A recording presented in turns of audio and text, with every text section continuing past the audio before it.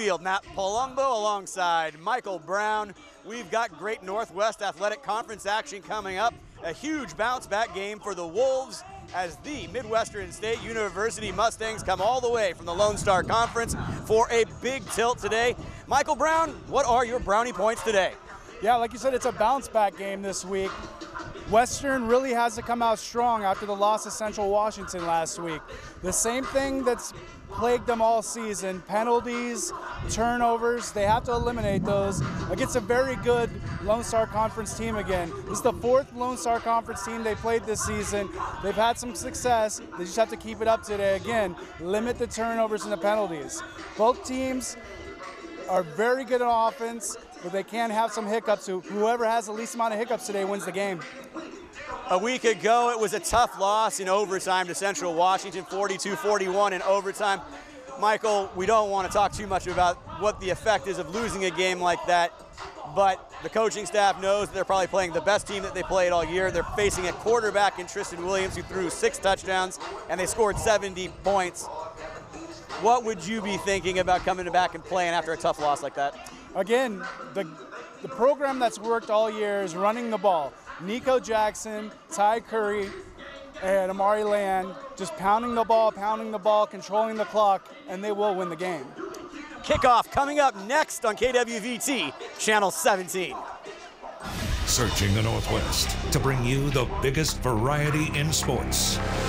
Northwest Television Sports brings you the rejoicing of victory, the frustration of defeat, the drama of competition.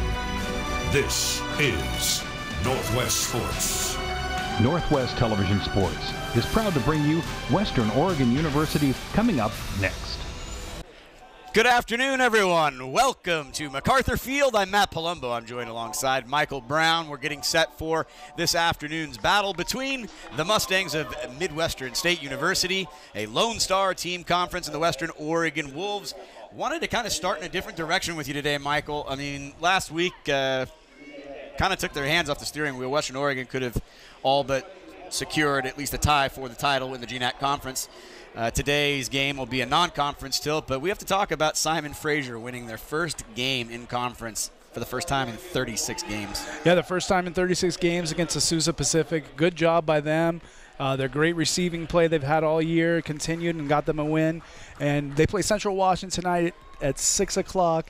And for Western Oregon fans, they're going to hope that somebody can knock Central Washington off in these next 3 games just to help secure the GNAC Conference that Western's been fighting for forever. They've never won the title. The Statesman Journal running a story about it just yesterday. And it's a very, very important thing. You know, it's big feather in your cap for the conference. Obviously, if they were to win out and Central Washington were to win out, it would be a tie for the conference championship. But looking to the field and the action today, if you're Western Oregon, you have to put out of your mind what happened a week ago. Ty Curry obviously probably feels a good amount of responsibility for some of the turnovers late in the game, but he obviously helped them score quite a bit. Between Jackson, Land, and Curry today, how much running do you expect to see, Michael? A lot. Again, it's worked all season long when they did it. It looks like the kickoff's about to happen, and we'll talk about it all day. As the season's been going along, when they run the ball, they don't turn the ball over, they've been winning. Also, very important today, they have to clean up the penalties. A lot of personal fouls in that fourth quarter that allowed Central Washington to help their comeback. Obviously, the coaches spoke to them all week about being more disciplined, and it'll help secure a win today in this beautiful day in Monmouth, Oregon. Well, the clock says 15 minutes to go here in the first quarter. Marquise Sampson, Curtis Anderson will be back deep for Western Oregon. Could be a big afternoon for Curtis Anderson in special teams, and specifically maybe in the defensive backfield.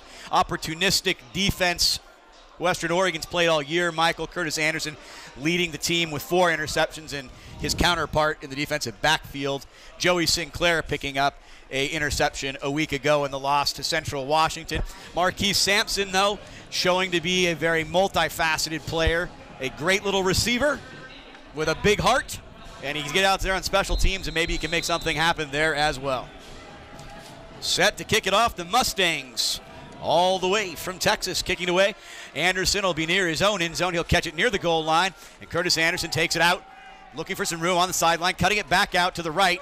He'll take the ball out to the 29-yard line, and Ty Curry and the Curry Express will come out for their first offensive possession this afternoon. Western Oregon 4-3 on the season. Now 3-1 in conference play after that heartbreaking loss a week ago to the Wildcats of Central Washington. Arn Ferguson now in his 15th season with an overall record of 87-71. Omari Land, Thomas Wright to be out there. Marquise Sampson and Jaron Ford are all out for this first play of offense for Western Oregon this afternoon. They'll send Willingham in motion. Land will get the handoff, and he's met in the backfield, and it will be a tackle for a loss, as there was a tough assignment there. Somebody missing their block on the right side of the line, and it looked like it was Dwayne Tate with the takedown. It looks like a read option, but mostly he wanted to hand the ball off there, and a great job by the defensive end, taking him in the backfield. A loss to start the game out for Western Oregon, setting up a 2nd and 15. Land goes straight to the sideline. They'll bring in Nico Jackson. Omari Land on the season, 107 attempts for 640 yards. Nico Jackson, the third leading rusher on the team, with 463 yards, 5.3 yards per carry. Curry in the shotgun will give it right back to Jackson. Jackson goes off the left side, keeps his footing, cuts it back up to the middle, gets out to the 40 and to the 42-yard line. A 19-yard pickup from number 7. And when they have that great action up the middle, a little trap play up the middle, blocking is set up perfectly. Nico stumbles just getting past the line, but able to catch his balance, work his way to a first down. A good opening drive start for Western Oregon. The identity of Western Oregon all season long has been to pound the ground, a basically almost 2.5 to 1 advantage over their opponents. They have found something special in this offensive line, and the 3 running players that they have in their quarterback and 2 running backs. Jackson now out in the flat. Curry floats the pass up a little bit too high, or Jackson would have had some room after the catch. Yeah, a play like that set up just like a running play. You try to get the running back out into space and let him try to do something. The pass just a little overthrown, trying to get his rhythm right now, Ty Curry, at the beginning of this game, but we have a 2nd and 10 for Western Oregon. Curry a week ago definitely had some very, very high moments. Had some low moments as well. Senior quarterback doing the best he can here to get this offense started on the right track this afternoon. Curry goes right over the middle, finds Sampson. Looks like he's open. Hit immediately past midfield, but enough for the first down. Yeah, really quick slant play. It looks like man-to-man there, but we do have a player down right now. It looks like Sampson slow to get up. As you say, he does take a really big shot from the safety. And it looks like Jaden Coonigan. He's a defensive back senior from Beaumont, Texas. He orchestrated the hit on Marquise, but it looks like he took the brunt of that collision. Yeah, I saw Marquise get up a little bit slow, but it is the safety who is staying down there. But Marquise also coming off the field as well. Looks like they're going to take some time here to make sure that everything with the protocol is okay for Coonigan. Don't know if Sampson's going under that same protocol, but Jaden is still down with trainers with him out in the middle of the field. A little bit different than last week, where there was big plays right off the bat, 75-yard play to start the game off. Today, trying to get their bearings, trying to work their way down the field, and now an injury gives everybody a time to really get in game mode. Coonigan is able to get up, a little bit woozy, but seems to be walking under his own power.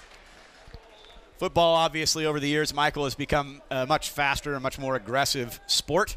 And with that, all the precautions need to be taken when there might be a potential head injury. Most definitely. Arn Ferguson and his coaching staff very concerned in regards to the opponent from the Lone Star Conference today, saying this is the best team that they've seen yet to date. That'll be yet to be determined as Ty Curry takes over with a fresh set of downs. And now in Mustangs territory on the 46-yard line, Nico Jackson flanking him on the right. Bunch wide receivers out to the left, and Curry looking in that direction, now looking towards the end zone, has a man open, it's Ford. Ford gets underneath it, he catches it around the 1-yard line, about a 45-yard down. At the 1-yard line, Ford again. Plenty of time for Ty Curry. Great blocking by the offensive line. He has a pocket. He steps up, finds his man down the sideline, and a great catch. Just reaching out a little bit, keeps his balance, but makes the catch down to the 1 yard line. First and goal, Western Oregon. Great job starting out this drive. Ford responsible for a one-and-done drive a week ago against Central Washington. It was Curry finding Ford on the skinny flat that it took it all the way 75 yards to the house. Now a 45-yard touchdown. First down, goal to goal. Nico Jackson with the ball. He'll punch it into the end zone, and the Wolves are on the board. 6-0, touchdown, Wolves. Not a very difficult replay on this one to explain. Just hand it off to the big running back, Nico Jackson. He hides behind his blockers, makes his way into the end zone. And a great job for Western Oregon with an extra point here. He'll take a 7-0 lead to start out this bounce-back game as we've been talking about today. Andrew Gross's kick is up, and it is good. The Wolves on top 7-0. We'll be back for more first quarter action live on KWVT Channel 17.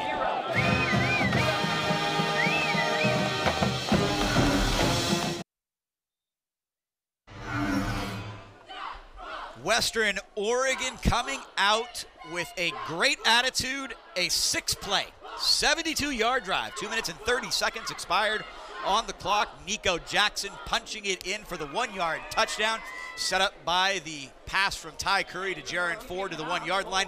Nico Jackson also picking up 19 yards on a single carry after taking the spot of Omari Land after the first play of the game. Great start, Michael Brown.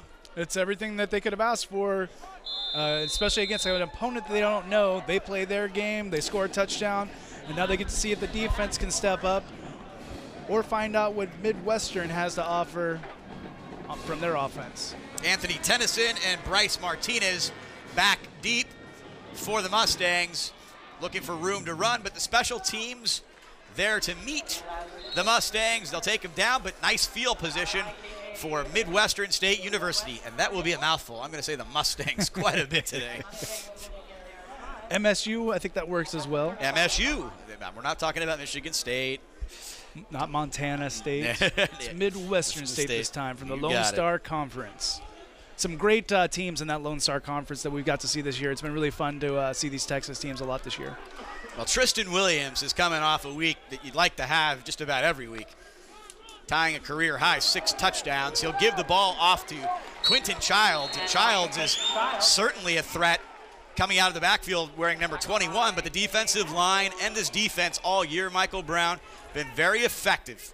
As you see them get up to the ball very quick, a very fast-paced offense here for Midwestern State. Williams is going to have to pass a second down. He's got a good pocket, looks out into the flat, has a man wide open.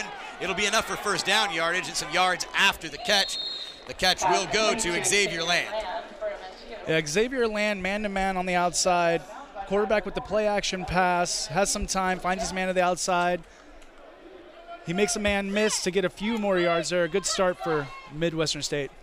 Derek Parnell having to work on Land today on one-on-one. They're going right back in that direction, and they found something, and they've got a big play. Parnell trying to get him from behind. They'll take it down to the 5-yard line. Michael Brown, that's a 40-yard play. Back-to-back plays to Land and picking on Parnell. A great answer by MSU to come out and be able to get their offense rolling. A very quick offense back already to the line of scrimmage, but they're able to get another pass, and it looks like there is something going on the field, a flag. Maybe excessive personnel, like 12 men on the field, some sort of procedure penalty, but they're pointing at the team wearing red. Illegal substitution, defense, 12 players in formation. Half the distance to the goal, still first down.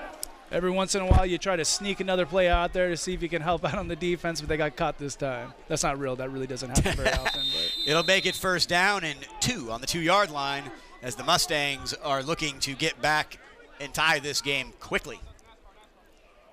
Williams will hand it to Childs. Nope, keep it himself. Man in the end zone. I'll tell you, that looked awfully easy. Looks like Kylan Harrison, man-to-man again, as a play-action pass. It looks like they're going to run up the middle, but they find the receiver wide open in the end zone. Touchdown, extra point to come to tie up this game. Some very quick action from both teams on offense so far in this game. Kylan Harrison now with 6 touchdowns on the season, and he's definitely one of their bigger play threats. They're going for 2 here, and it looks like it's going to be quite easy. Again, penalty flag going down. Interesting play there. It was going to be Anthony Tennyson trying to run it in. And now we have to wait and see what the flag on the field is for to see if they're short.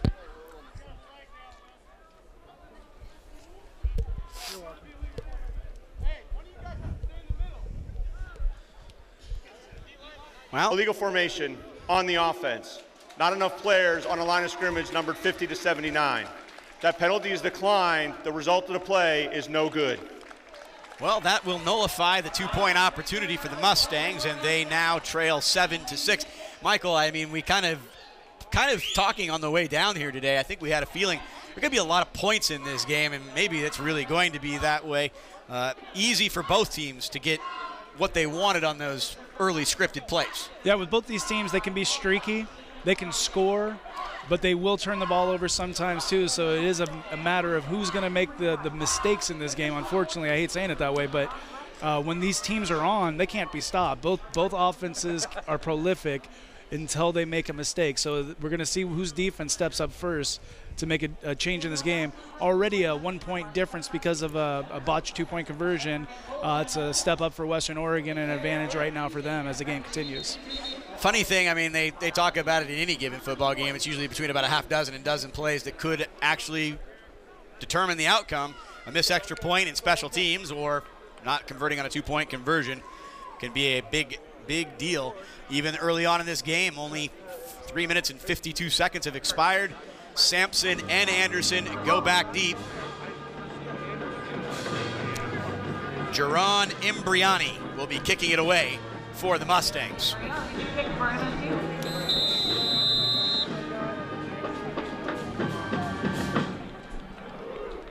Imbriani's kick is up. Sampson looks like he's going to take it, and he misses it. He's now in the end zone. And Sampson wants to bring it out, and I think that was a mistake, Michael Brown. It's tough when the ball gets there and you think you have room to run, but...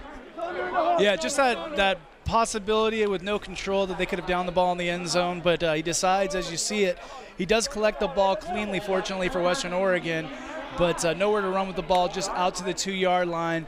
So Western Oregon's offense is going to start this drive in a hole, but as we've seen all season, they can go 98 yards at any given time, so it's fun to watch here. 2 tight ends set. Sort of kind of their jumbo set with Land in the backfield. Looks like they are going to try to give themselves some breathing room. High handoff, Land gets it. Land cuts it out to the middle, he's at the 10. Out to the sideline, he'll take it out to the 15, pick up 12 yards, and a first down. Yeah, more success with those trap plays up the middle. Great blocking from the interior line, and Land gets past that first level, and now he's just working his way down the field to see how many yards he can pick up. And another first down for Western Oregon up to the 15-yard line on this drive to start this drive. Western Oregon not hiding it all from what they've been about. They literally just hand the ball off and they let people get into good position. Great blocking up front. Land will get, whoa, Curry fakes us out. He goes around trying to go on the quarterback on the RPO, but he's taken down around the line of scrimmage. Yeah, that read option, and he has the option to hand the ball off. If he sees the defensive end collapsing, looking like he's going for the running back, Ty Curry has the choice to hold on to the ball and run with it. But a good job by that defensive end just to drag it out just a little bit. Positive gain for Western Oregon of 2 yards. Looks like a 2nd and 8 here at the 17-yard line. Ty Curry, second leading rusher on this team. 500 yards on the season and 8 rushing touchdowns. Sampson now has it on the sweep out to the 21-22. And as we've seen the last few weeks with Sampson, they like to get him in with space. These jet sweeps, fly sweeps, anything to get him to the outside and let him use his speed. He does pick up a good chunk of 4 yards on that play, setting up a 3rd and short for Western Oregon. Sampson scoring a touchdown against Central Washington a week ago on a very similar looking play. It'll bring up 3rd and 3 on the 17-yard line. Curry gives it to Land. Land's got a lot of room. Good blocking. Now turns it up to the 30, trying to get up the field near the 40-yard line. And something was said to Amari Land on the sideline. He looks like a different football player after that first series. As you see, they hand it off, and he's looking, waiting for his blocks to set. They do. He gets to the outside and working his way up the field. Great block down the field from the receiver there, Jaron Ford, helping him spring him to a first down at the 39-yard line. Good job, Western Oregon, on this drive so far. Curry taking his time, looking over at quarterback's coach, Treshima Bakuro. Treshima Bakuro, when he played at Western Oregon, wore the same number, 14. Curry now calling a man in motion, and it looks like there are going to be zeros on the clock. They're not going to get the timeout, or they did get the timeout. Delay a game. Delay game. Offense. Number 14. 5-yard penalty. Still first down. Some communication issues there, it looks like. Just not getting players in position in time. Some communication errors, but these are the type of things that eliminate a home field advantage when you get penalties like that. Gets the crowd a little bit more quiet. You want to stop with these penalties. Sampson and Wright on the bottom of your screen. Curry looking over the middle, now throwing over the top, has a man wide open, just outside the reach. And we've been waiting to call this name. Tyler Reed tried to dive and get that ball. Yeah, great double move at the line, beat the defensive back, was able to get some space, and Ty Curry just overthrew him just a little bit, unfortunately, on that play. 2nd and 15 for Western Oregon. Something maybe in preparation and tape that the offense was able to see is an aggressive Mustang defensive backfield trying to play up on the receiving core of Western Oregon. Curry has had a host of targets to look at, and it looks like it'll be a throwing down here on 2nd and 15. Now Nico Jackson back in the game. Jackson doesn't get it. Curry then comes underneath to Thomas Wright. Thomas Wright gets hit right between the ones and drops that pass. Yeah, good routes, a good pass on this one. Unfortunately, just not a connection. 3rd and 15 for Western Oregon here to continue their drive. A drive that started all the way back inside the 5-yard line. Hate to see it stall out. Ty Curry now probably looking to get a call where he can get one of these skill position players in a position to where they can run and get some yards after the catch. Curry now out to his left, throwing to the sideline, and I can't tell that Thomas Wright wasn't being held, but the pass not catchable, and it looks like Andrew Gross will have to come out for his first punt of the afternoon. Yeah, it did look like there was a good play set up there as throwing the ball to the sideline right at the first down marker. A little bit of contact, but it looked like incidental, or Wright fell on his own. No penalty. Special teams unit out for Western Oregon. Midwestern State about to get the ball back. This will be the 26th punt on the season for Gross. Gets away a fairly good kick. Fair caught by the Mustangs. On the season, Gross averaging just under 39 yards a kick. His long on the season, 56 yards. Now the Mustang offense coming back on the field, and they were able to get down and score quickly, but missed their 2-point conversion attempt, giving us our score of 7-6, 8 minutes and 16 seconds. Thank you for joining us today at MacArthur Field in Monmouth, Oregon on KWVT. Tristan Williams in the shotgun. He'll have trips wide receivers out to his left. He'll pitch it out.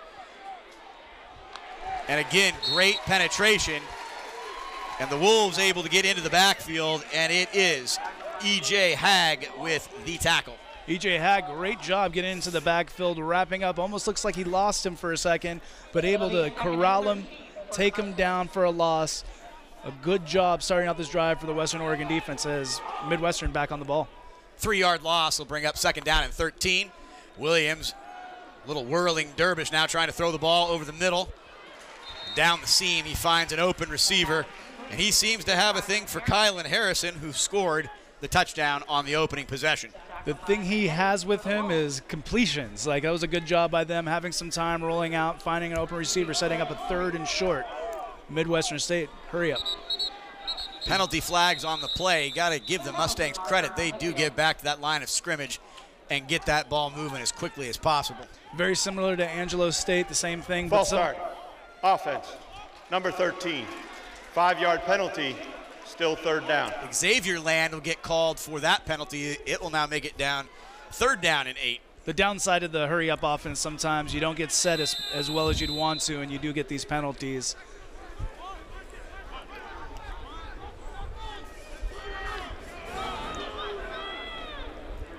Tristan Williams calling for the ball in the shotgun. Has time again. He might have to run on this play.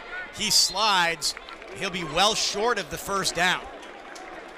Yeah, he had time in the pocket.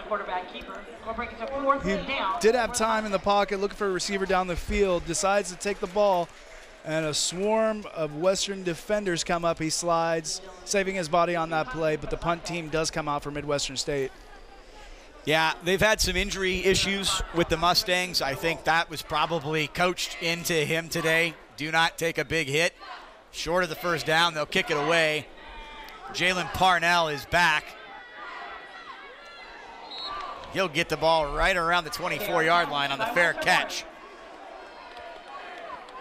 Giving the crowd some excitement on that kick return. I was going to say that. I felt it too. But you like to see how both teams rebounded after those first drives where their defenses didn't really keep up. And now you see it's a game right now, back and forth. See what Western has. Again, that running game until they can get some play action passes.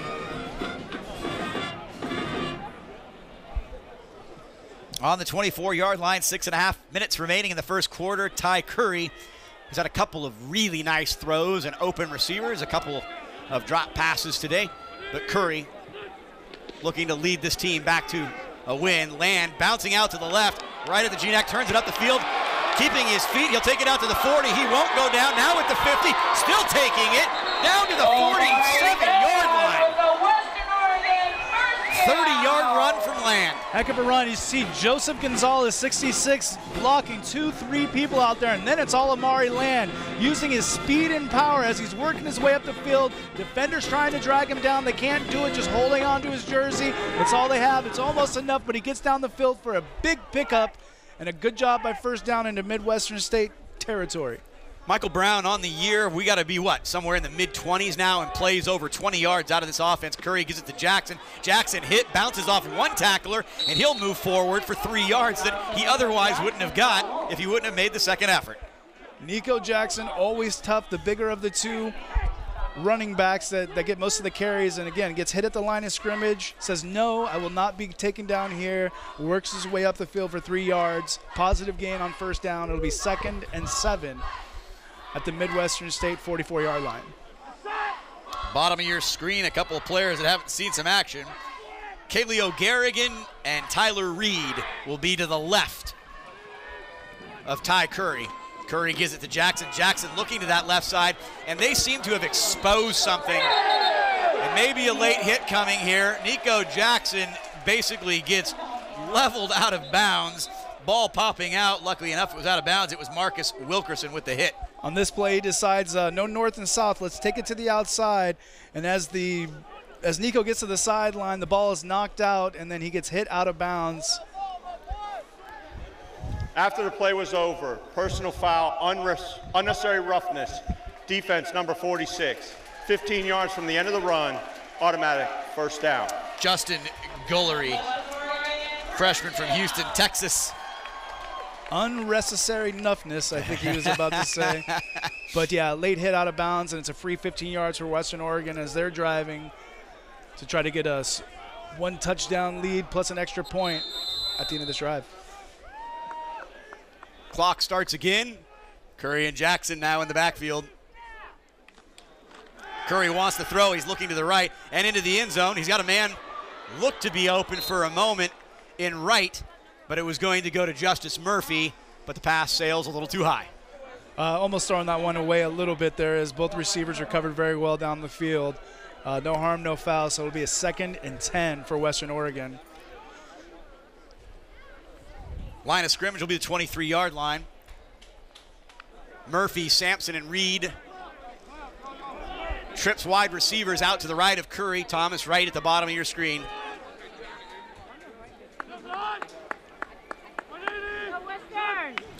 Bad snap, and Curry's going to have to fall on this immediately. Curry got very lucky there. Yeah, very lucky. As the ball sails over his head, you see, he does get a piece of it, and as he tries to go down for it and roll on it, he just kind of comes up short, but the ball works its way back to him, and he's able to snag it as all those defensive linemen are trying to climb on him and get that ball. Good job by Curry to save a turnover at the 40-yard line, but it does set up a 3rd and very long. About an 18-yard loss on the play if that ball was on the 23-yard line. I'm going to go for 3rd and 28 as my preliminary call.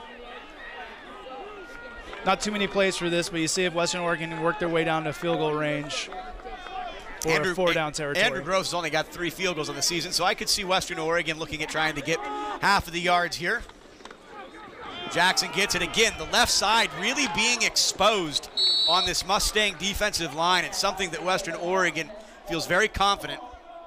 Yeah, as they run a draw here, you hope that the defensive backs are retreating essentially on this long down and distance, and you hope Nico can pick up 10 or 15 yards. Good job by the Midwestern State defense to read the play, take him down for a short gain, and it does bring the punt team out for Western Oregon. This drive starts inside the 5-yard line, and Western Oregon now with Andrew Gross has a chance to return the favor and make this into a field position game. Gross tries to angle the kickoff to the left. It's a fair catch right around the 12-yard line. They get away from it. Western Oregon's going to down this ball inside the 10-yard line.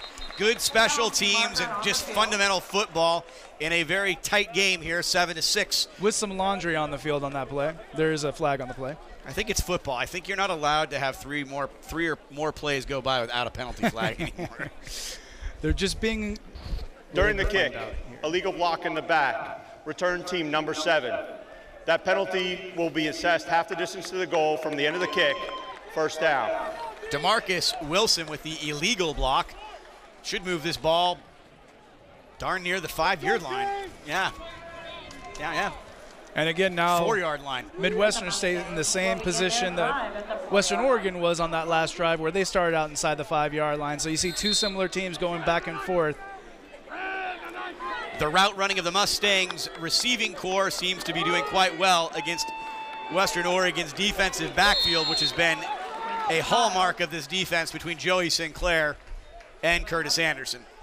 And as Midwestern State's trying to run the ball up the middle, good job by Parnell there, reading the play all the way, stopping him for a 4-yard gain on that play, but right back to the line of scrimmage is Midwestern State ready to play another play. Tempo. Tristan's going to go out to the flat. And I got to tell you, again, great coaching from Western Oregon. Parnell getting picked on that first drive now knocks the ball away. Yeah, the play action pass, a good route, everything there, but this time Parnell able to come up and knock the ball away, setting up a 3rd and 6 yards for Midwestern State. More penalty flags. I feel like this game will be brought to you by penalty flags. And it looks like a false start or some movement on the line. They're talking about it. Western Oregon right now has a chance if they're able to get their defense off the field, maybe to inherit some nice field position. Again, the Mustangs now pointing at Western Oregon and the Offside, football. defense, number 19. Enter the neutral zone causing a reaction. 5-yard penalty, still 3rd down. Lovelace is going to be called for, I guess, provoking the action.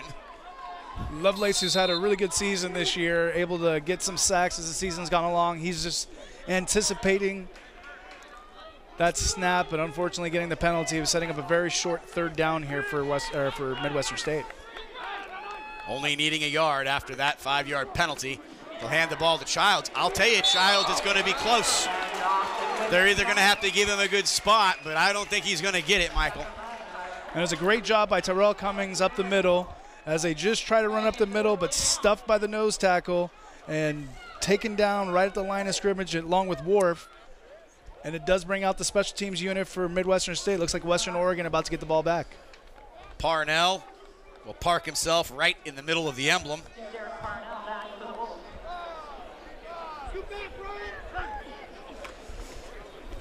Mustangs from their end zone. High spiraling kick. Parnell driven back. He'll get it. Keeps his feet. Now looking for a block. Running back to the middle. Goes to the sideline at the 50. Turning it upfield. And he'll bring it to the 45.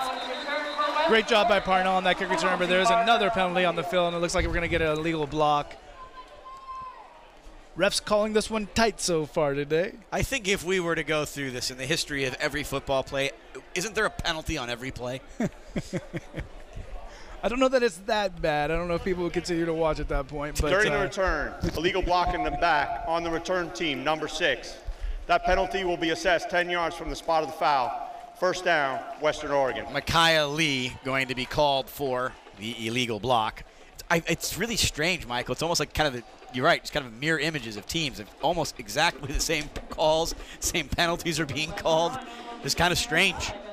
Again, these are two teams that have excellent players, great skilled players, people that make plays all across the field, but they can stop their own momentum as these games go along. Curry has been able to get the ball downfield, but only 2 of 6, but for 57 yards, 45 of them going to Jaron Ford earlier in the quarter. Sampson looked like he's in the backfield this time, Mike. And as he gets to the line of scrimmage, he does that Ezekiel Elliott hesitation at the line, waiting for the blocks to and the hole to open up. He does find a little bit of space to pick up a couple of yards, setting up a 2nd and 8 for Western Oregon. Now under 2 minutes remaining in the first quarter.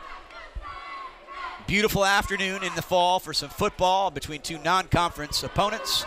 The Mustangs and the Wolves doing action 7-6. Wolves on top of the Mustangs. Just joining us. Curry now looking out of the shotgun, out to the left, or out to the right. I get my left and my right mixed up. That was the left. Justice Murphy, the intended target, but a little too high. Curry, again, had a pocket there. It was collapsing on him. He had to get that pass out. They were running a play to try to pick up the first down, but just outside the reach of Murphy. And now we have 3rd and 8 for Western Oregon. Wright and Murphy are going to go out as the 2 wide receivers to the right of Curry. Land will be in the backfield. And we've been seeing this set a lot over the last 2 weeks. Phoenix, Smith, and Willingham, both tight ends in the game right now. Curry is going to throw. He's looking out to the right. Pump fakes, goes up once. Ball's going up to right. Wright catches it at the apex. He'll take it down to the 25-yard line, and it is becoming a signature of this football team offensively, Michael, to get chunk plays. Great job by the offensive line. This play took some time to develop. You see Ty Curry working his way down the field. The defender loses Thomas Wright on that play, but he's able to get back there, but there was a penalty on the play, unfortunately. I did not see that till now. Neither did I. Holding, offense, number 56. 10-yard penalty from the previous spot, still 3rd down. Aaron Turner gets the call at Michael, and I think that going to back, and I don't want to hearken on it too much or get too crazy about the brownie points, but it was 12 penalties a week ago, and half of them happened to be for unsportsmanlike conduct, and that had to be something of a carryover, between Central Washington and the Wolves. But right now, Western Oregon kind of shooting themselves in the foot with penalties in this first quarter. It'll be 3rd down and 10 on the 24-yard line. It looks like some pressure coming from Midwestern State as you see Ty Curry look to the sideline to see if they want to make some adjustments.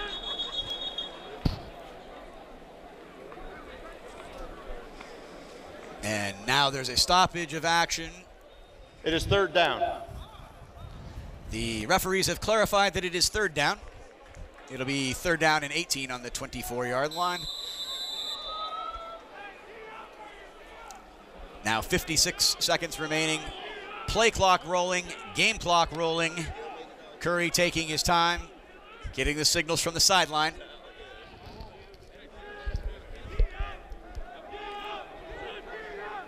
Curry now with pressure shown, going back the other way. Wright coming out of his break, and they're going to flag the Mustangs, it looks like, for a pass interference. As Ty Curry has plenty of time, and he's going out to Wright on the outside, and as Wright tries to make a move in his route, he gets held up. It's just whether or not they want to, who they're going to call it on. But everybody is working their way down the field. Pass interference, defense, number 27, 15 yards from the previous spot, automatic 1st down. But Western Oregon does get a 1st down off of that as we're playing the penalty game so far today. Working their way up and down the field with these yellow flags. Sometimes, you can be lucky sometimes. Don't always have to be good. But it's 1st and 10, Western Oregon. Willingham was in motion. Ball goes to Land, and again, Wolves are going to wear out that side of the field all day long. They've gotten positive yards pretty much every time they've gone left. And always give credit to these Western receivers. They're doing a great job all the time with all these running plays, blocking down the field as Amari Land works his way down the field. But a great job by Thomas Wright getting a block down the field to help him get those 5 yards on that play. 4 yards, excuse me. 4 attempts today for Land and already 54 yards in the game after ripping a 30-yard run on the previous set of downs. It'll be triple zeros. We'll head to our first time out of, or the end of the first quarter, I take that. 7-6, Wolves on top of the Mustangs. We'll be back for the start of the second. There is no foul on the play. The quarter is over. That is the end of the first quarter. We'll see you back here for the start of the second quarter here on KWVT, Channel 17.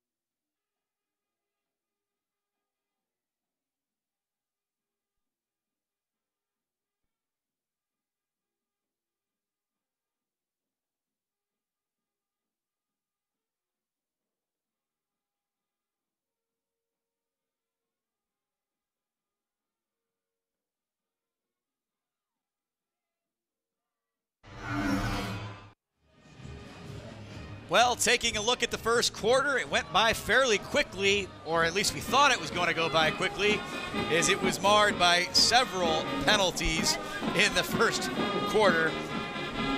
It just seemed like almost every other play there was going to be a penalty, but there were 9 penalties for over 70 yards of infractions in the first quarter. Wolves on top 7-6. Curry now starting the second quarter with Marquise Sampson in the backfield. Curry handing it to Sampson. Nope, faking it. Goes underneath to Willingham, and Willingham turns it up to the 50, goes to the 40. He's trying to go all the way. The big man taking it. 10, 5, touchdown, Wolves!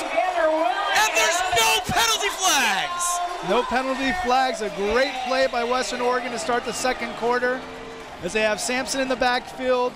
And all the action looks like they're going to play another run-pass option. And as Evander's coming out of the backfield, they throw it to him in the flat. He works his way down the field. Touchdown, Western Oregon. Been waiting for Evander Willingham to kind of emerge all season. You see him, he's a bigger guy, and you wonder if one of these smaller defensive backs is going to be able to catch him, but he makes it. Touchdown, extra point to come. Kick is up, and it is good, and the Wolves start the second quarter with a bang. 14-6. We'll be back for more second quarter action on KWVT, Channel 17.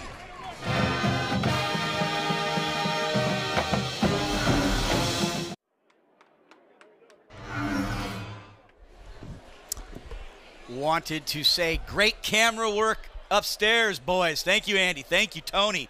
As Evander Willingham takes it all the way to the house. Great design, putting Sampson in the backfield. And then Willingham sneaking underneath. Curry finds the open tight end. And number 48 does the rest. Great job by Western Oregon on that play. It was a really clever play, and it was fun to watch. Willingham make his way down the field there. Don, thank you for all your footage as well on the field today. As Gross will kick it away. Mustangs field it just inside their 10-yard line. And there is a penalty flag on the play, if you can imagine that. Looks like a hold in the middle of that area down there as he's making his way up the field. Tyreek Edwards running it back. Great job by the special teams unit getting together to make a tackle, but it looks like the ball will be going back another 10 yards. Holding. Return team number 28. 10-yard penalty from the spot of the foul. It'll be first down Midwestern State. Been trying to find a way to work this in, but I could really do something to your temperament if you see this many penalty flags, and the most famous alumni maybe of Midwestern State University, Dr. Phil McGraw. Because it's doing my head in. I'd like to just see him play some football. As Dr. Phil would tell them how to work on their emotions to not get upset and get penalties? Is that the idea? Something like that. Thank you, Michael Brown, for being filtered with your remarks. First down, and it's a short gain for the Mustang offense as the Wolves defense has really kind of settled down here after giving up the quick score in the first quarter. As they get back right to the line of scrimmage. Williams now looking deep on the right side, ball thrown underneath. Joey Sinclair almost had a beat on that, Michael, but I'll tell you something I like about the Mustangs offense. Their receivers run great routes. Yeah, plenty of time on this one, and he knew exactly where he wanted to go as the receiver makes an out, and the ball was already in the air as he made his cut. First down, Midwestern State, 45-yard line. Handoff on first down for the Mustangs, and what's starting to feel less like a football game and more like a track meet as they go back and forth. And it definitely is the aggressors right now, the Mustangs. They're back to the line of scrimmage already, and they're doing and getting plays off in about 13 to 15 seconds. Impressive. As Williams now throws it off his back foot. And Joey Sinclair, I'll tell you, he got an interception a week ago, but he just seems to have a real nose to be around the football, and he's going to be a great counterpart for Curtis Anderson this afternoon. Love to hear safeties talk about that option they have of going for the pick or going for the big hit. And on that one, he had either choice there, but he went for the ball, knocked it away, fortunately. Now it sets up a 3rd and 9 yards for Midwestern State to pick up a first down. Going to have to move this ball into Western Oregon territory. Tristan Williams has definitely shown that he is a good quarterback and can get the ball down the field. Now he looks out to the right side, has a man open and broken up. And something, again, got into this defensive backfield after that first possession as Parnell breaks it up. Yeah, Parnell, who got picked on the first drive by Midwestern State, has figured it out as it's gone along. It's just man-to-man on the outside, and as the ball is thrown right at that first down marker, Parnell able to come up and get underneath the receiver, knock the ball away as he's trying to get a pick. But a great job by the defense as the special teams comes out, and Western Oregon should be getting the ball, barring any shenanigans. It'll be Spears coming out to kick. He averages about 39 yards himself on the season. Jalen Parnell back deep, high, big kick. Parnell signals for the fair catch around the 20-yard line, and he cleanly fields it. The Western Oregon Wolves will take over on offense around the 19-yard line. But again, loving some of these wrinkles the last 2 weeks that the Wolves offense has basically brought out of the playbook, things that we did not see early on, and probably it's a direct result, Michael, of how effective they're able to run the football consistently. Yeah, again, keeping it on the ground with Nico and Amari and then Ty Curry every once in a while, but it's that Ty Curry is the important part. As they run these run-pass options or any of these option plays, it's going to bring up a safety or a cornerback to come up and help with some run support, and then they can throw it over the top or on the last play underneath and let a playmaker make a play down the field. Not sure what they call this formation other than trips, but they have maybe their most athletic 3 receivers on the bottom of your screen. Curry in the shotgun with Jackson, and there'll be a false start. I think you can even get that one to Curry. False start, offense, number 56, 5-yard penalty, still first down. Curry already had 1 foot in the ground, moving backwards, expecting the ball to be hiked. May have been the center on that one, not snapping the ball either, because there were a few people moving on that play. But again, another penalty for Western Oregon, 1st and 15 to start their drive. Not making it any easier for themselves right now. As the sun shines brightly here on MacArthur Field again. Very patient out of this Western Oregon offense today. Play clock now runs down to 5. Curry on the high snap. We'll give it out to Jackson. Jackson out to the left, takes it to the 20, and gets back a big part of the yardage loss there after the penalty. Yeah, Nico's finding some space on the outside on these running plays today, able to pick up a good 6 yards where it looked like he may have been tackled at the line of scrimmage. Good job by Thomas right down the field making a block and letting off his block to make sure he didn't get called for a block in the back. But it does set up a 2nd and 5 yards. A good 10-yard pickup on first down. Jackson might earn a second consecutive, but he's going to go out into the flat. And this time they do get Jackson. Jackson turns it upfield, tries to get out past the 25, Mike, but it looks like he's only going to get back to the line of scrimmage. Yeah, Curry rushed a little bit on this play, throws the ball out to the flat for Nico Jackson. The ball's behind him, but there were two defenders up there for Midwestern State. Great job by the defense there to come up and give some support. Jackson will come off of the field on third down. Land will come in for him. It's actually a loss of 1 on the play, moving the ball back to the 25-yard line. The Wolves will have to move the ball just short of the 30-yard line, it looks like, for this first down. Gotta go, Ty, gotta go. Play clock down to 3, and there's all sorts of problems out here today, Michael. And I don't know, when it gets like this, is it just a lack of focus, or is it just... False start. Offense. Number 56. 5-yard penalty. Still third down. Yeah, it could be anything. I mean, obviously, it's one player each play. It doesn't mean that it's contagious and everybody's getting it and it's going from person to person, but they're making mistakes right now and they have to clean these up because, again, they have some really good plays and momentum as the game's going along, but they can't keep going backwards on plays like that. 3rd and 10 yards to pick up a first down. Curry in the shotgun with time to pass. Now maybe for the first time has to run, but everything collapses around him, and we can give a half of tackle to 46 and Devin Smith. And was it 58, Michael? Was it Zach Trevino? Zach Trevino, the defensive end. He's been close to some plays quite a few times, but this time they were able to get Curry right as he gets back to the line of scrimmage. And the special teams units for Western Oregon and Midwestern State out there is we're going to get a change of possession. Getting a workout. Gross gets blocked. The fall on the ball at the 15-yard line. I'll tell you right now, Andrew Gross definitely took a lick. And as they have that wedge there to protect the punter, they were pushed back into Gross, and the ball was blocked right at that wedge. It does look like Midwestern State recovers the ball and is first down for them inside the 20-yard line of Western Oregon. Tough sledding today between the penalties and now a special teams blunder that Western Oregon would like to have back as Gross gets his punt block. Tristan Williams will bring out his receiving core and looking to go right to the end zone on the slant quickly. It'll go to the 5-yard line. Xavier Land, 6'4" senior. And they go to that quick slant like they were running on the first drive. Curtis Anderson coming up to make some support. He gets up a little bit slow after that play. But it's a 1st and goal from the 6-yard line for Midwestern State as they're looking to get right back in this game and possibly tie it up with a 2-point conversion. Williams claps for the ball, gives it to Childs. Childs trying to find a block, and he'll get down to about the 1-yard line. And it looks like some extracurricular activity in the backfield, but no flags. As you see them hand the ball off on another option look, and he sees nothing to the outside, decides to cut it up, tackled at the 1-yard line.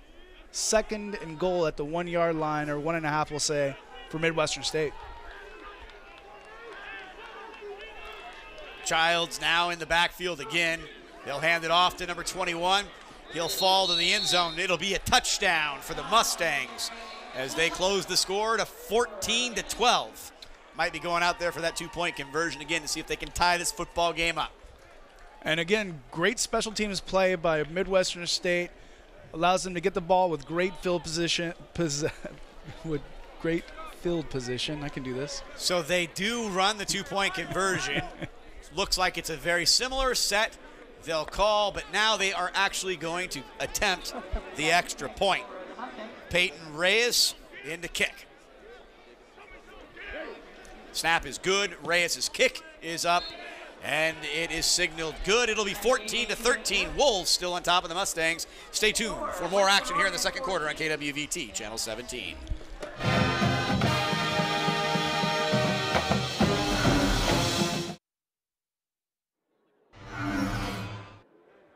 Welcome back to MacArthur Field. If you're just joining us, it was a block punt by the Mustangs special teams that gives them the field position. They start at the 16-yard line of the Wolves. They punch it in 3 plays in just under a minute. Quentin Childs with the touchdown. 14-13 in a game that Michael Brown has pretty much said, whoever makes the fewest mistakes should come out on top. Right now, between penalty flags and some special teams issues for both teams, we still just have a 1-point game. About 5 minutes gone here in the second quarter. Curtis Anderson will field the ball on the bounce from the 10, looking for a block. He'll get to the sideline with the 30, turning it up 40, 45, and he'll take it out to midfield. Great response again from a very resilient Western Oregon team this year. And very good blocking down the field. Curtis Anderson does a great job of just running straight up the field. No making moves, no doing anything else. He's just trying to get as many yards as he can, and they start their possession past the 50-yard line. A great start for Western Oregon on this drive. No flags. Good job. That's tough no matter what on a big kick return not to get a penalty, so good job by the Western Oregon special teams after the last blunder. I'll take that spot. Mustangs' 48-yard line is where Curry will start with a fresh set of downs. Omari Land gets the ball. Oof. Hit automatically in that backfield. He's trying to make some moves and do something, but swarmed by that Mustang defense. Maybe right back to the line of scrimmage, setting up a 2nd and 10 from the Mustang 48-yard line. Texas A&M Kingsville kind of got the broad side of it a week ago. This Mustang offense put up 70 points. Western Oregon also playing Texas A&M Kingsville, both coming out with victories. Curry goes underneath to Reed. They're going to say, is it a bounce, Mike, or are they going to give him the completion for about 2.5 or 3 yards? It looks like originally they gave him the completion, but the ref came in and calls incomplete pass, so it'll be a 3rd and 10. They run a little pick play, sending Ford underneath there to pick up 3 or 4 yards to set up a closer 3rd down, but it's a 3rd and 10 now for Western Oregon. 3rd and long. Ball still at the 48-yard line after Curtis Anderson with a solid run back. Ford on the bottom of your screen. Thomas Wright, Tyler Reed at the top of your screen. Curry now looking to run himself. He's got good blocking out in front. A smart play. And Ty Curry puts his shoulder pads down, takes it to the 28-yard line. Very savvy play from the senior quarterback. Just running a simple option play on this. 3rd and 10. It looks like it's probably 4-down territory for them if they're deciding to run it on this one. But Curry with the perfect read on that season opening and takes it down the field. Great blocking down the field from Willingham, Jaron Ford. And it's a 1st down, Western Oregon at the 30-yard line. Hasn't been a problem at all the last 2 weeks for Western Oregon to get some offensive output. They have over 250 yards of total offense already here, and there are still 8+ minutes remaining here before halftime. Curry going to pass on 1st down. He's got time man in his face. Receiver slips. Curry leveled. Yeah, Curry makes the decision there to pass it down the field. I think they had an option route there of some sort and miscommunication. The receiver saw something a little bit different than what Ty Curry said, but Ty Curry saw. But Ty Curry throws down the field, incomplete pass. 2nd and 10 now for Western Oregon. Not maybe the most efficient day for Ty Curry, as he's passing under 50% for the day, but he has been able to pick up some big plays. On the 29-yard line, ball goes to Land, but no, Curry keeps it himself, trying to run again, and he keeps his feet, and he'll take it down, probably for a 1st down, Michael. He really does know how to tuck and run. Yeah, great job. Another option play there. Defensive end collapses, goes inside. Ty Curry makes a man miss and works his way down the field. Takes 3 men to take him down. 1st down, Western Oregon as they're driving, looking to get a pad their lead that they have of 1 point right now. Taken all the way to the 15-yard line, 14-yard pickup for number 14. He'll do it again, Michael, and I kind of like what he's doing. I think he sees something that's going to be effective. I think he'd like to keep his defense on the sideline for a while. Yeah, keep working the clock, keep grinding the ball. And again, one of these times they're going to decide to play action pass off of that look, and somebody will be open because somebody's going to have to come up and help with this with this run defense for the Mustang secondary. Now under 8 minutes left in the first half. Wolves on top 14-13 if you're just joining us. Curry does hand it to Land, and Land does not find any land in which to run. But he does pick up about a 1 yard gain, it looks like, on this play. It'll be a 3rd and 5.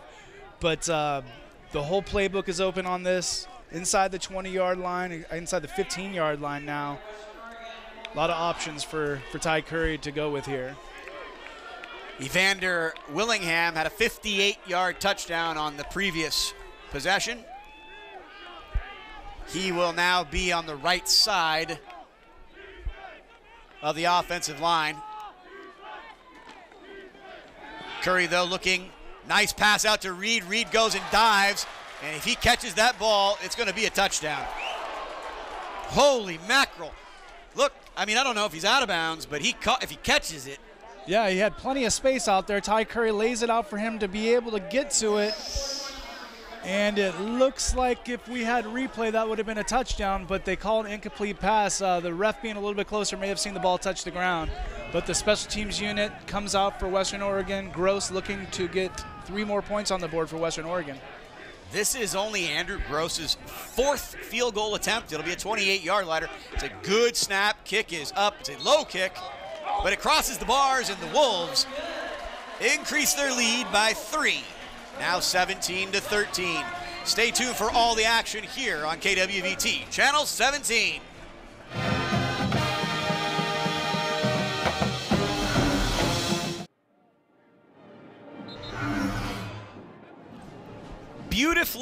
Beautifully designed play for Ty Curry, looking for Tyler Reed in the far side of the end zone. As Reed goes to dive for it, well, it's in our expert opinion that Reed did catch the ball, and if there were replay at the Division II level, that would have been a touchdown. Great work by everybody from the camera crew all the way and into the van. Great action being filmed today here by KWVT. Director Ken Louis-Tag.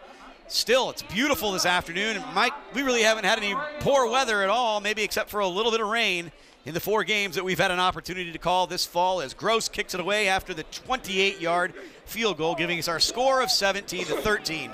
Mustangs looking to get field position back, get some great blocking. And by no surprise to either Michael or myself, there's a penalty flag down. Yeah, it looks like there's a player for Western Oregon that's coming out of that area limping, so he might have got kicked. They're blocking the back. But as you see, the returner's trying to make his way up the middle, and good special teams tackling. I believe E.J. Hag on that one, During the able to take return, him down. holding, return team, number 17, 10 yards from the spot of the foul, first down, Midwestern State. Kylan Harrison will be assessed the penalty. Harrison getting the opening touchdown for the Mustangs offense in the first quarter. Now just under 7 minutes remaining, and the Wolves on top by 4. Big drive for both teams on this. Western Oregon trying to get control of this game. Midwestern State trying to get control of this game. A touchdown here for Midwestern State could do that for them. Little different wrinkle coming out of that offensive set. Anthony Tennyson gets the ball on the sweep, picking up positive yards for the Mustang offense. Just a quick run up the middle for 5 yards and right back to the line of scrimmage. Midwestern State, the Mustangs looking to get their high-powered offense going pretty quick here.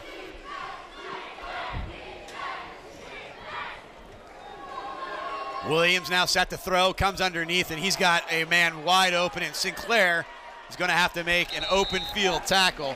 But I don't know how much more wide open you get if you're Michael Berry. Yeah, Michael Berry going across the middle at the tight end. It doesn't look like anybody picked him up. There is some miscommunication. Fortunately for Western Oregon, a bigger blocking tight end, not as much of a speed guy down the field, but it is a first down Midwestern State as they're right back on the ball and going. Looking for a big play right here. Evans misses the tackle. Curtis Anderson stays there. Braylon Evans had the first chance to make a hit but could not. And it actually is Lazarus Fisher, Mike. Been having it wrong there. Lazarus Fisher's had a couple of nice runs here in the first half. And again, on another chance for Midwestern State to get right back up on the ball with this Western defense reeling a little bit right now. That was a direct snap to Childs. Childs turns the corner, And Childs makes a few players miss. Ball does come out, but after the player was down. But again, yeah, direct snap, great blocking up front. As Anderson's coming up for some support, he gets blocked up the field. A big positive gain, but it looks like there was a hold on that play. There's a penalty flag, Michael? Yes, there was. And they're moving in the direction that the infraction will go against the Mustang offense. Number 44. 10-yard penalty from the previous spot. Still first down. And I think that was on Curtis Anderson. So as Anderson was coming up for run support, as he's trying to make a tackle, he gets pulled down, and that's why the play was sprung for a larger gain. But now you have 1st and 20 for Midwestern State on their drive as they try to get some points. Approaching 5 minutes, it's 1st down and 20 on the Wolves' 41-yard line. Williams looking downfield, but everything collapses around him, and finally the quarterback is sacked.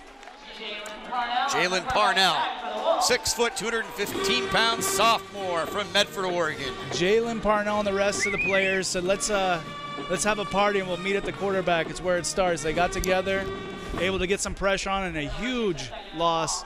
Now it looks like 2nd and 25 for Midwestern State. Mustang offense has been just up to the task to keep themselves in this game, but Williams now in a deep hole, looking down the seam. Man gets it, and he'll get it back and then some, and some poor tackling from Western Oregon. It'll take the ball all the way down to the 14-yard line, 32-yard pickup. Yeah, plenty of time, a quick pass. And as the receiver is working his way down the field, Jalen Parnell trying to rip the ball away. Both Parnells trying to rip the ball away. Not happening, and it's a 1st down for Midwestern State as they're at the line of scrimmage, ready to go again. Xavier Land having himself an afternoon. Williams calling for, direct snap to Childs. Childs kind of running out of that wildcat look. Not much there. And Parnell up with the run defense, able to get a tackle there, holding him to about a 4-yard gain. But a good job by Midwestern State, just working their way up the field slowly but surely right now. In between these penalties and these big plays, they're looking to see if they can take this ball in for a touchdown right now. Xavier Land now on the afternoon. 101 yards on 4 catches. Averaging over 25 yards a clip. Ball's on the ground. And it looks like the Mustang offense got extremely lucky on this play. Yeah, definitely some miscommunication. You wonder if they wanted to snap it to the motioning receiver. Something was off there, but the ball goes on the ground. They pick it up for looks like a short loss for Midwestern State. 3rd down and 8. 3rd and 8. Yep. At the 16-yard line.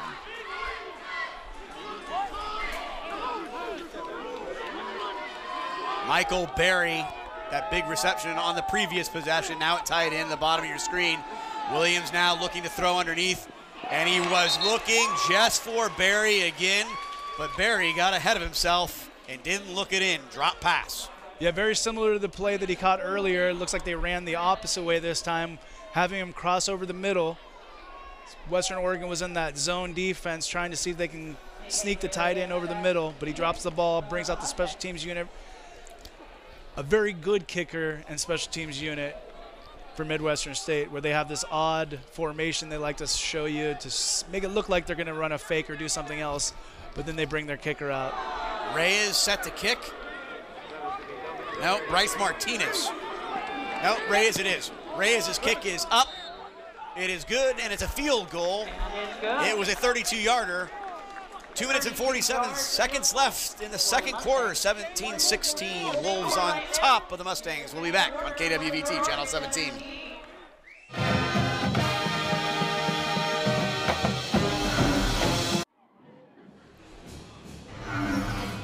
Two very evenly matched football teams playing this afternoon, Michael. Both owners of records of 4-3 on the season.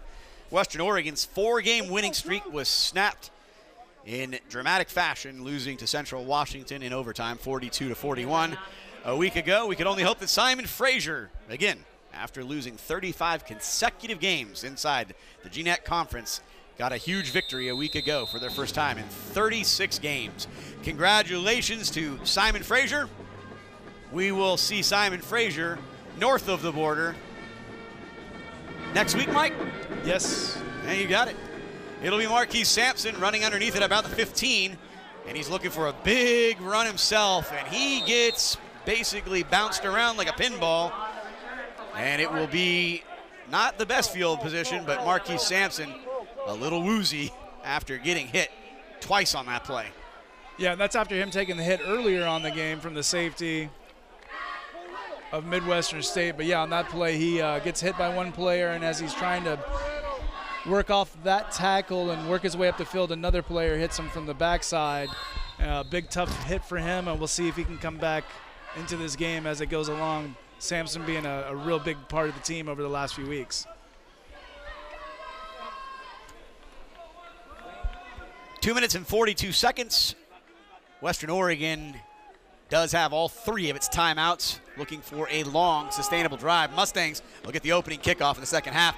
Jackson running off of the right side. What was so effective earlier in the game, Mike, was on the left-hand side, but some wonderful substitutions and adjustments have been made by the Mustang defense. It looks like a timeout on the field as Trevino was able to. Midwestern State, their first of the half.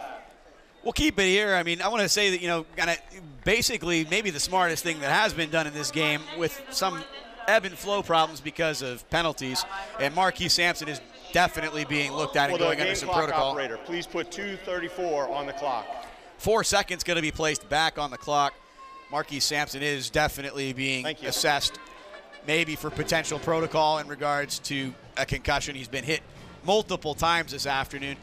But the Mustangs obviously calling that timeout, Michael. They'd like to see a quick 3 and out and get their offense back on the field. Yeah, again, with 2 minutes and 34 seconds, if they can get, if they can get a stop on these next 2 plays, there'll still be 2 minutes, 20 seconds or so left, and that's enough time for them to work their way down the field the way they've done it today. Again, both teams, very quick drives, very quick scoring drives outside the field goals, but the touchdowns have been off of 40, 50-yard plays during the drive. 2 minutes is plenty of time for them to score. Great job on the sideline. Great shots there. Marquise Sampson definitely walking under his own power. Looks like he is okay at the moment. Curry in the shotgun. 2nd down and 11. Curry is going to throw. Pressure being shown. Curry gets back up. Going to be tracked down from behind about the 18-yard line. They're going to call, I think, a second straight time out here. Again, number 48 for the Mustangs. Looks like, Michael, to me, looks like Gullery able to run down Curry from behind. Midwestern State, their second of the half.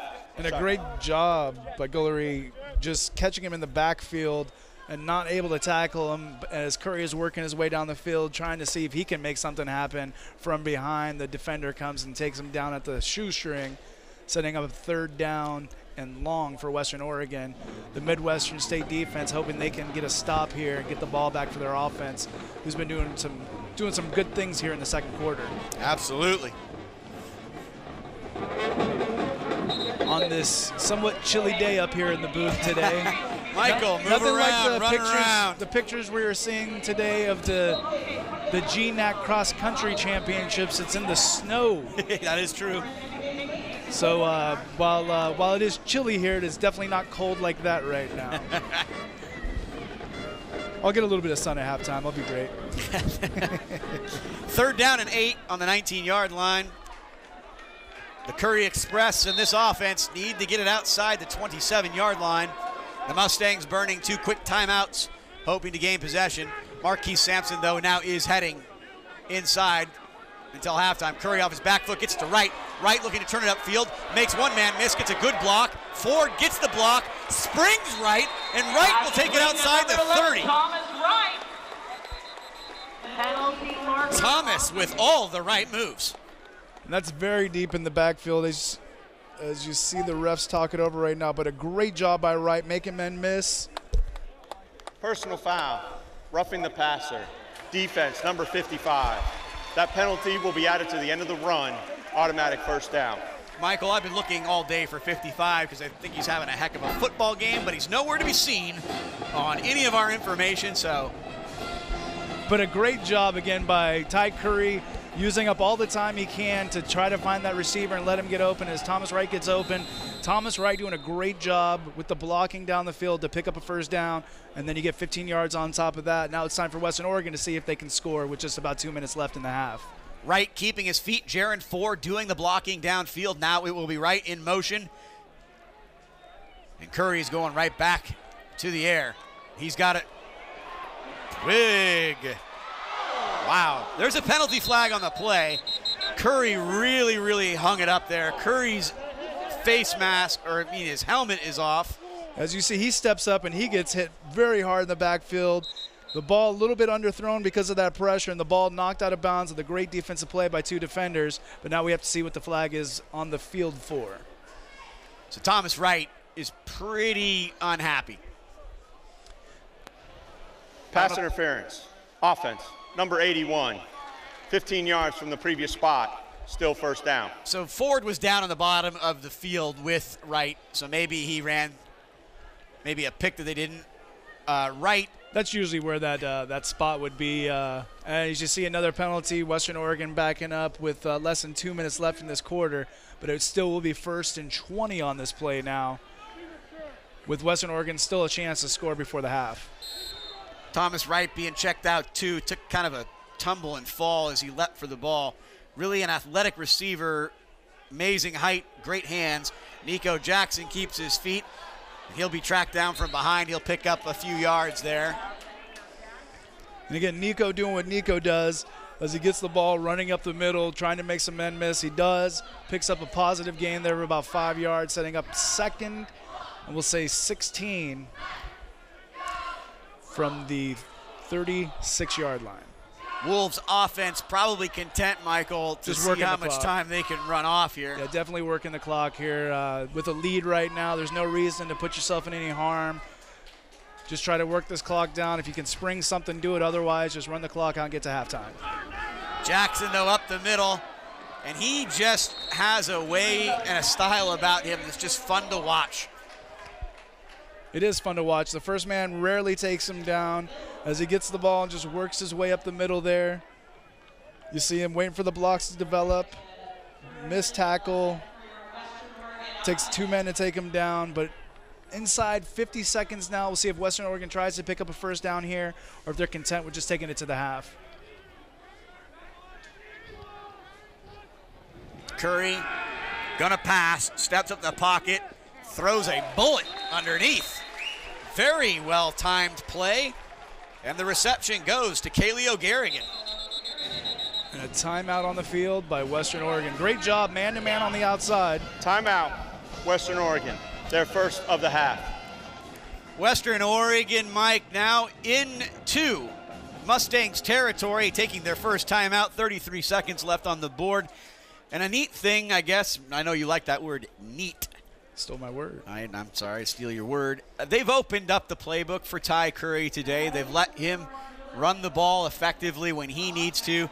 A couple times, you know, the little bit too much air underneath the ball, but they've shown the wrinkles that they can get the plays that they need. Obviously, you want to protect the ball this last 33 seconds. Do you anticipate they'll put the ball in the air anymore or just maybe run it out? I think they feel safe letting Ty do something here as the quarter's ending. On that play just now, they had man-to-man on the outside. Ty Curry threw a perfect pass. Ball was in the air before the receiver turned around. If he stays confident like that on plays like that, 10 yards, 15 yards, and when he has time, they've gone deep and have had success. Just on this drive earlier with the play down the field that they called the offensive pass interference, it was still a great setup play. So you'll see if they can pull something else like that, or at least the worst case scenario at this point is get into field goal range and get 3 more points before the half. On the 44-yard line, Curry now waits for the snap. He fakes it, and he's got some room out to the side. He's looking for a block, but he's going to use the sideline, and smart play getting out of bounds, picking up a yard and a half or 2 yards on the play. Yeah, another run pass look right here. Run just regular option look here. And he realizes right away he doesn't have anything. He's going to try to stretch it to the sideline to stop the clock. Good job by Ty Curry. It looks like they were trying to catch Midwestern State in some sort of prevent defense or something like that to see if they could pick up 6 or 7 cheap yards, but just a short gain of 1 yard in that play. 26 seconds remaining in the first half. Curry smart to get out of bounds, stops the clock. Curry now going to pass on second down, looking down the sideline. Ford probably, if he had caught the ball, had already stepped out of bounds. He was trying to save us one of those yellow cloth pieces falling on the ground again. But yeah, he didn't really get pushed out of bounds as he's going down the sideline. Curry looking for him, nothing really there. It's basically a throwaway on that one. And now you have 3rd and 9 yards with 20 seconds left. Western Oregon, we'll have to wait and see what they want to do here. Western's fun because they could just as easily run the ball here and make something happen with it, so we'll see. 3rd and 9, 6 seconds falling off of the clock, 20 seconds remaining in the second quarter, and Curry probably looking to go to the air, but they'll hand it to Land. Land running straight up the middle. He gets first down yardage. Now Western Oregon is going to probably call a quick timeout. And as you see here, he has great blocking, just a hole right up the middle. Timeout. Shoestring Western tackle, or he Oregon, could have got another their 5 or second 10 yards, of but a the half. timeout on the field with 15 seconds left and a first down for Western Oregon. Well, you got to think during the timeout, Michael, that Trey Shimabukuro, offensive coordinator, Brian Harris, are probably going to look at taking at least one crack at the end zone. With 15 seconds left, we haven't truly seen Gross's range this season. So, yes, if they want to get into his field goal range, they may want another 10 yards or so, I'd imagine. But with 15 seconds, they do have a chance to work their way down the field and see if they can pick up a touchdown here. But only 1 or 2 plays for that. Also want to give out some credit to Josh Manning. Josh Manning's the offensive line coach and in charge of recruiting here. They've been doing great work all season. Western Oregon said in camp before the season started that they would be identified as a run-first team, and nothing could be more true for this Wolves offense. 15 seconds remaining, ball on the 34-yard line, just outside of field goal range for Gross.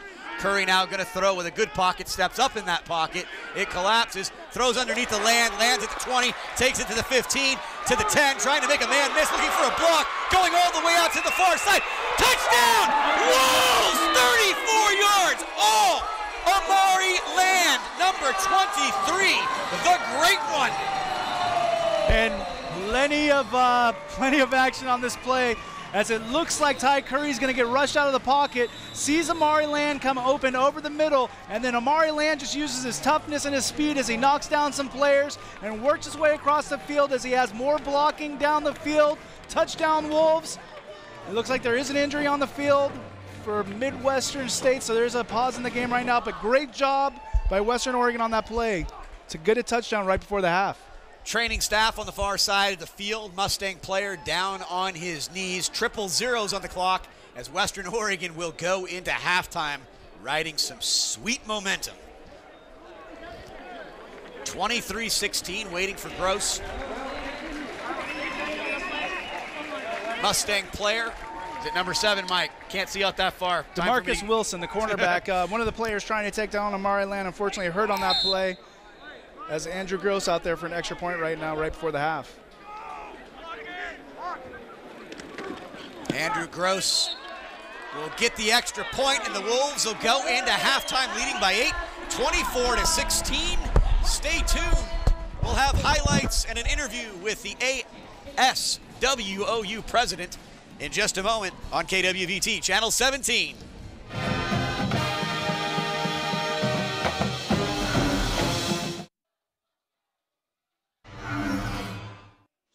Welcome back, everybody. Eric Morgan Jr., title ASWOU president. Tell me what the AS stands for. The AS stands for the Associated Students of Western Oregon University. That is the legally recognized student government here on campus. Well, I know to become president, one must become elected. You are serving the term for the entire school year? Sure thing. I got elected at the end of the last academic year. I took the oath of office in June. Yeah, and my job here at Western Oregon is to be the spokesperson for the student body. That's both at the local level to, of course, the WU administration as well as the local government. But I also represent the WU student body at the state level and the federal level as well. Well, one must have interest in that to do it. Where did that start? Does it come back from something that you just found out about when you got here to Western? Is it something that you did before you came to college? What got you interested in being a part of government and serving your school? You know, my story is a similar story to that plenty of students here have on campus. I was a transfer student coming in winter term of 2017, and I got put in a dorm and was like, hey, go find your area. So I got invited to go to a club called Unidos, which is the support system for DACA students on campus and undocumented students on campus. And from there, I became an exec member, helping run that club. Then I slowly transitioned into ASWU work, and then that's when the open positions in the elections. Yeah, I was going to say the wheels started to turn, exactly. And obviously you gained favor amongst your cohorts and fellow students as they elected you. I guess, for you have to have a mission and an idea of some statement about what you want the student government to be able to do and how you can best support the student body here at Western Oregon. Definitely, and the thing that I really want to drive home is that I believe it is the student's government job to create safe places for every student on campus. There's this sort of there's this sort of idea going around that students are just supposed to be focused on school, but we know, that's not always the case. We need to have safe places for students to be on campus so that they feel welcome, and you can see that their academics are positively affected when people feel like they belong on campus.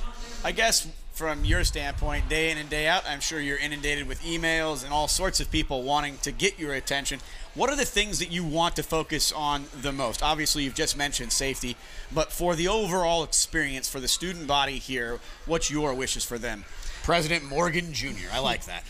Yeah, and the biggest way that the student government helps at the local level is that we advocate for lower tuition on campus, so that even if tuition has to go up, it doesn't go up as much. And I think that's something that not a lot of students know. That's ASWU, that's ASWOU making the pushes. So, like, for example, this year, coming into this year, the Western Oregon only raised tuition 2.5%, which was the lowest which was the lowest increase among public universities, and there was a lot of work done last year in the student government between myself, former President Evelyn Guzman.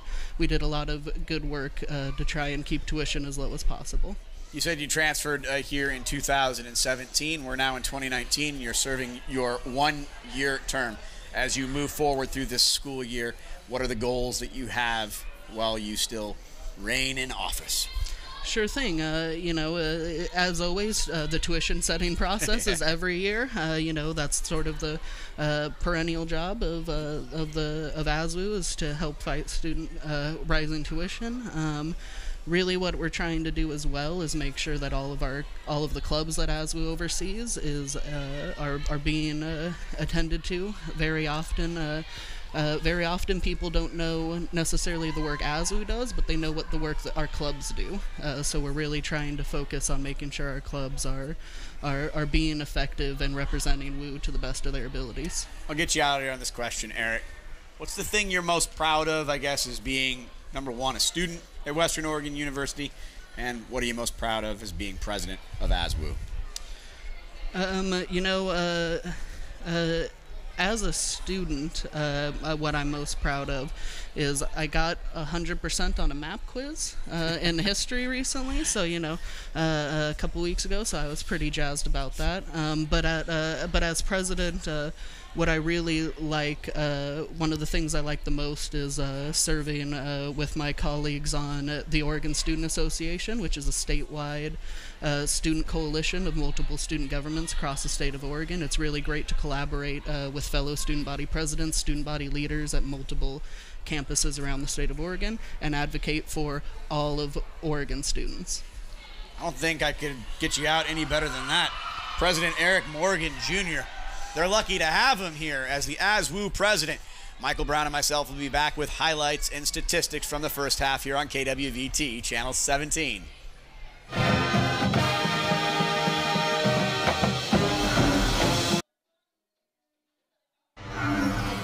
Welcome back to Monmouth, Oregon. It's halftime. Just got done talking to Eric Morgan Jr., the ASWU president, or the student body president.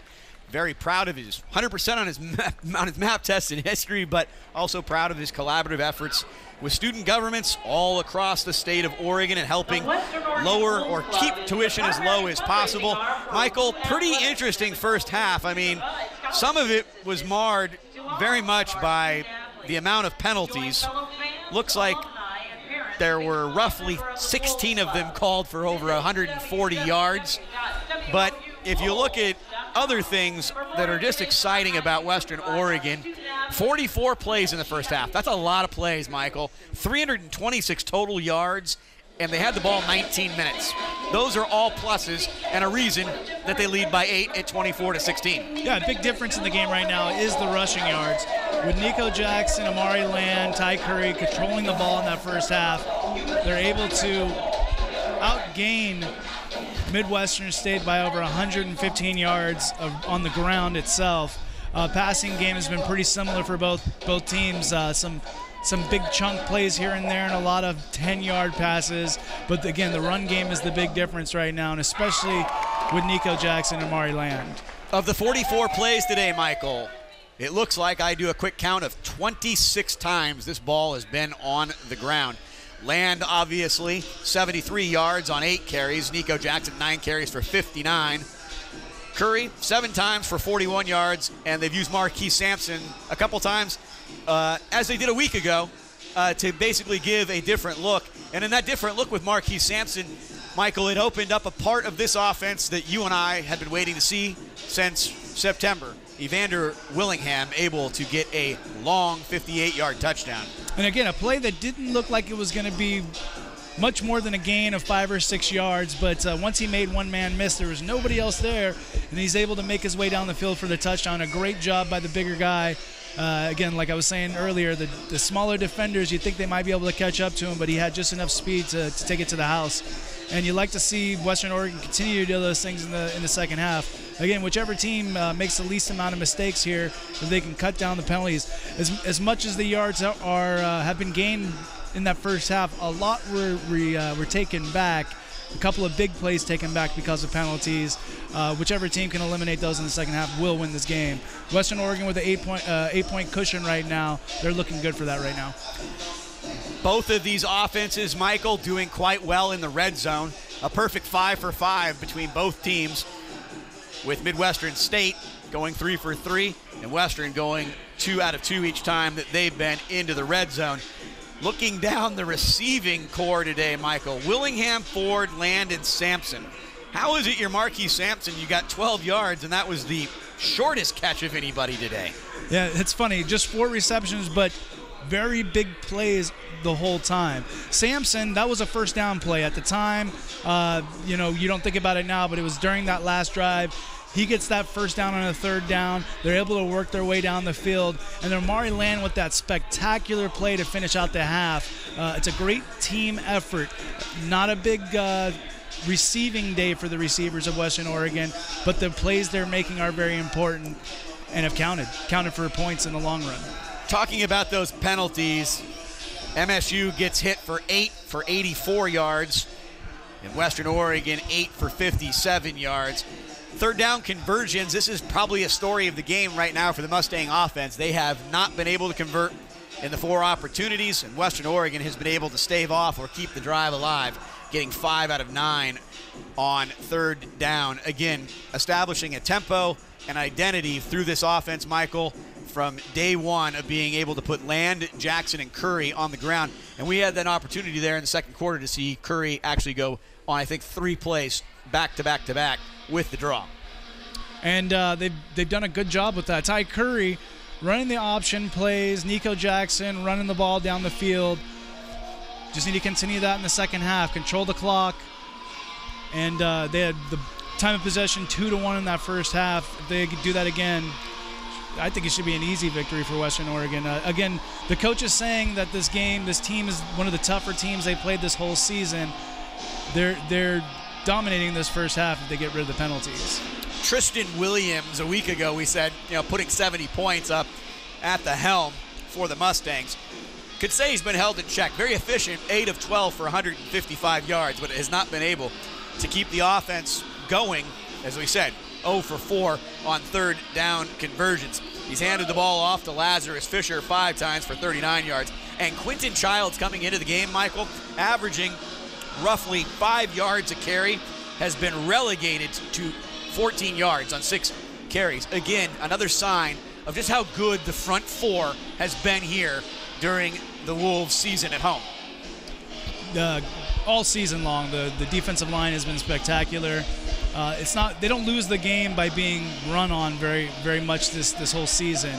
And the early efforts of Xavier Land with his receptions, the connection he had with his quarterback, it got shut down in the second quarter. The only reason why they're really in this game still is that block punt that the Midwestern State special teams had. Now you'll see what kind of adjustments are going to be made in the second half to see if they can get back in the game now. Well, the Lone Star Conference comes to calling. Western Oregon leading by 8, 24-16. We'll step away for a break and get you prepared for the third quarter. It will be the Mustangs with the opening possession. Stay tuned for all the action here on KWVT, Channel 17.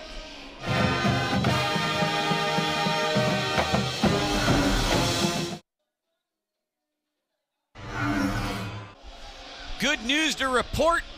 Marquis Sampson comes out, still has his pads, still has his helmet, and really has become an Energizer bunny on offense, Michael. He gets to play special teams, and they put him in multiple positions on the offense to really open up the playbook for Ty Curry. And Ty Curry today really trying to right the ship after, I'm sure, accepting a good deal of responsibility as a leader of a team for a very difficult loss against Central Washington a week ago, trailing.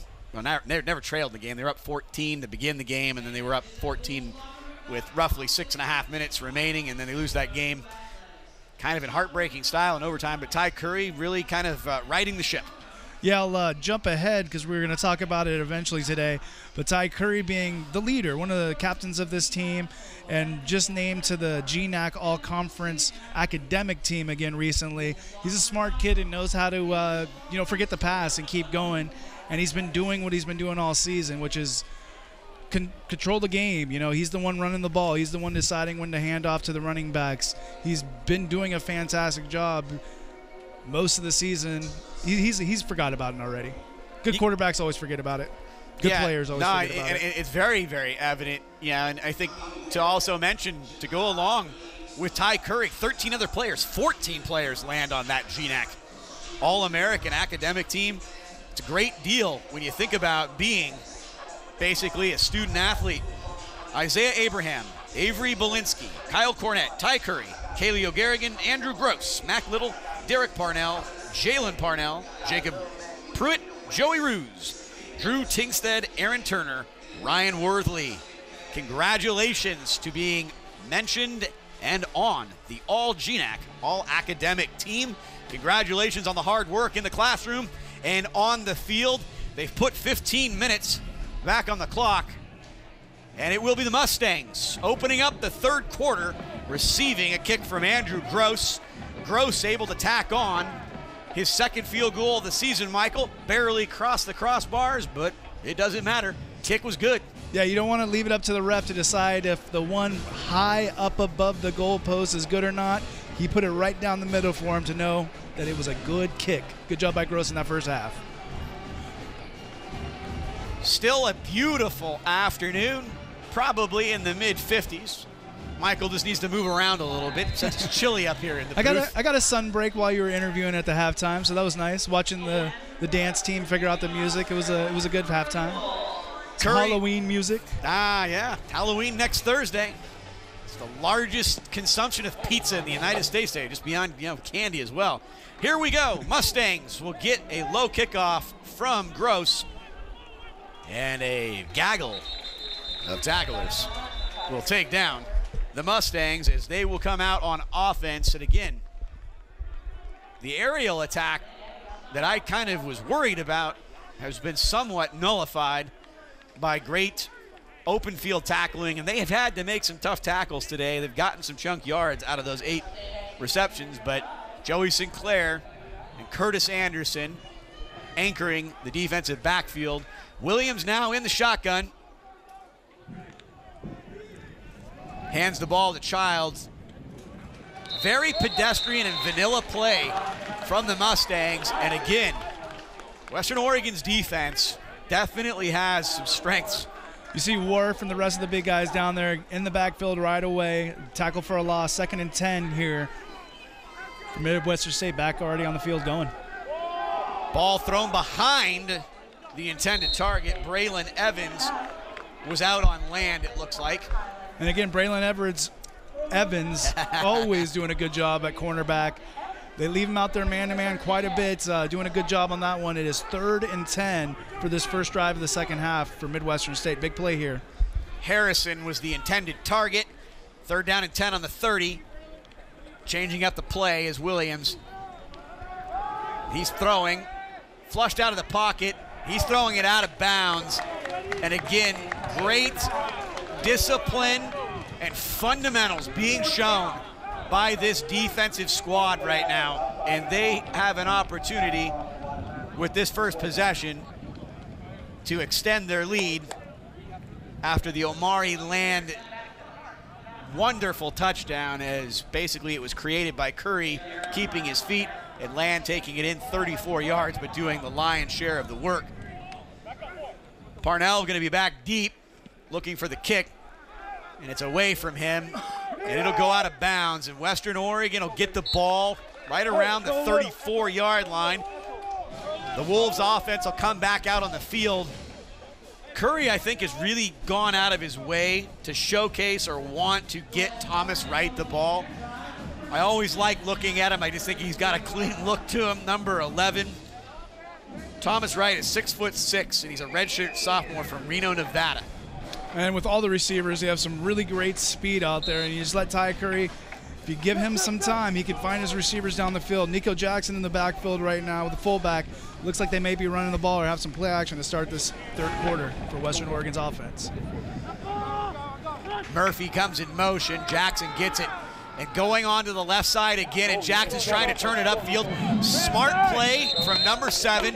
Turns the ball into his other hand, Michael, and he'll get out past the 40-yard line. Yeah, just kind of gets caught up at the line a little bit, but great job blocking down the field. Evander Willingham on the tight end there, able to allow him to get to the outside and pick up a good chunk of 7 yards on first down. It'll be 2nd and 3 for Western Oregon here. 2nd and 3rd. It's like the Fifth Third Bank. 2nd down and 4 on the 41-yard line, and Curry and Jackson are in the backfield. Curry gives it right back to Jackson. Jackson goes right up the middle. They'll move the chains. And again, Western Oregon right back where they started. Yeah, you see Marquis Sampson back on the field too. Good for him. Nico Jackson just taking the ball, running it up the middle with this thunder and lightning of Nico Jackson and Amari Land. Amari Land might still be a little bit tired after that first half touchdown in the first half, but a good job by the offense right here, working their way down the field, working the clock, seeing if they can get some more points, build on this lead.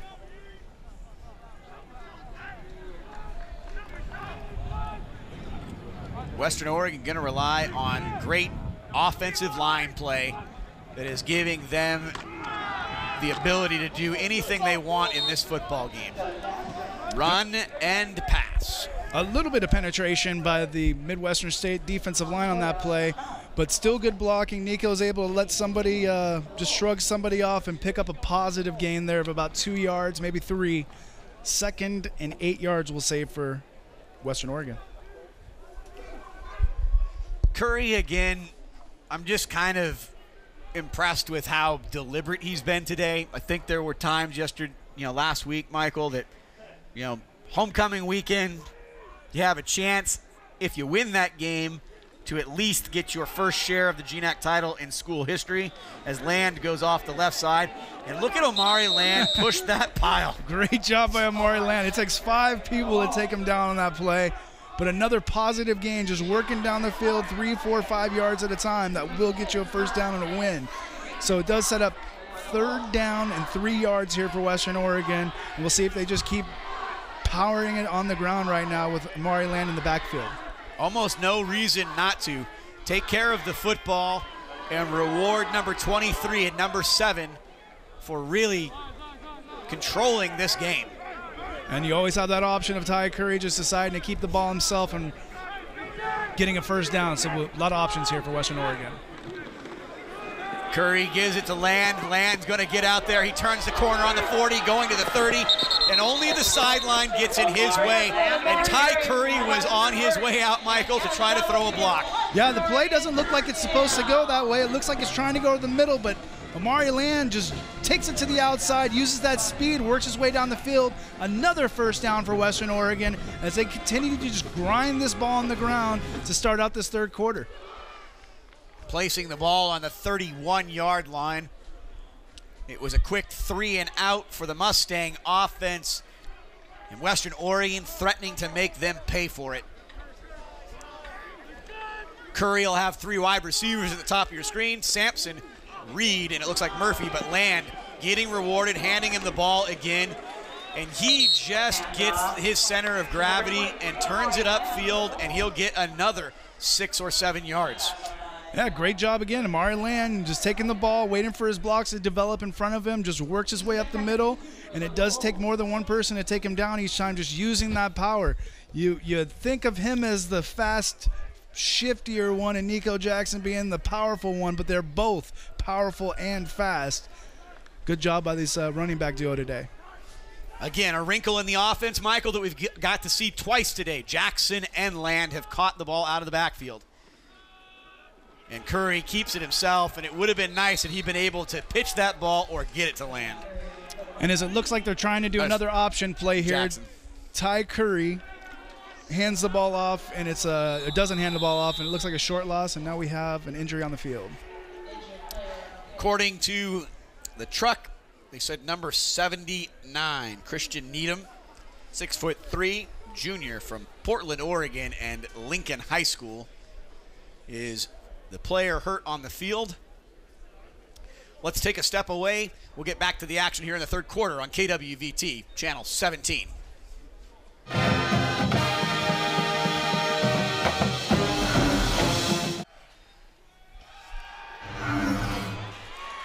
Well, we're just getting back, and you'll see that Thomas Wright is going to move Western Oregon into the red zone, where they are a perfect 2 for 2 on the afternoon. Curry finding Wright. Yeah, just a great job on that play. Man-to-man coverage on the outside. Wright just runs a very quick slant, and the ball is on him right as he makes his move to get the inside position on the cornerback. And it's another first down for Western Oregon as they pick up a first down passing on that play. But the drive continues, and a very good drive to start out the 3rd quarter, the first drive of the 3rd quarter for Western Oregon. Always a place I look for Thomas Wright, is they'll give the ball to Nico Jackson. He tries to jump over everyone. He'll be tackled after a short game. But when I see that lanky 6'6" frame, I think about how I'd like to be tall. I never will be, but maybe give Thomas Wright the opportunity to make more of a basketball-like play in a jump ball situation. Basketball? I thought that was a skee ball or ski low. I want to be taller. I wish I was a little bit taller. Yeah, just another play by Nico Jackson up the middle. You hope Christian Needham going out of the game doesn't affect the offensive line too much. But as they continue to work this drive and work the clock, good job by Western Oregon right now. Curry now in the shotgun. Jackson will get it again. He'll run right up the middle, untouched. Touchdown, Wolves! 17 yards, completely unscathed. Nico Jackson to the house. Ty Curry hands it off, and Nico just doing what he's been doing the whole time, following that offensive line, working his way up the field. Nobody touches him until he's in the end zone. Touchdown, Wolves. Extra point to come.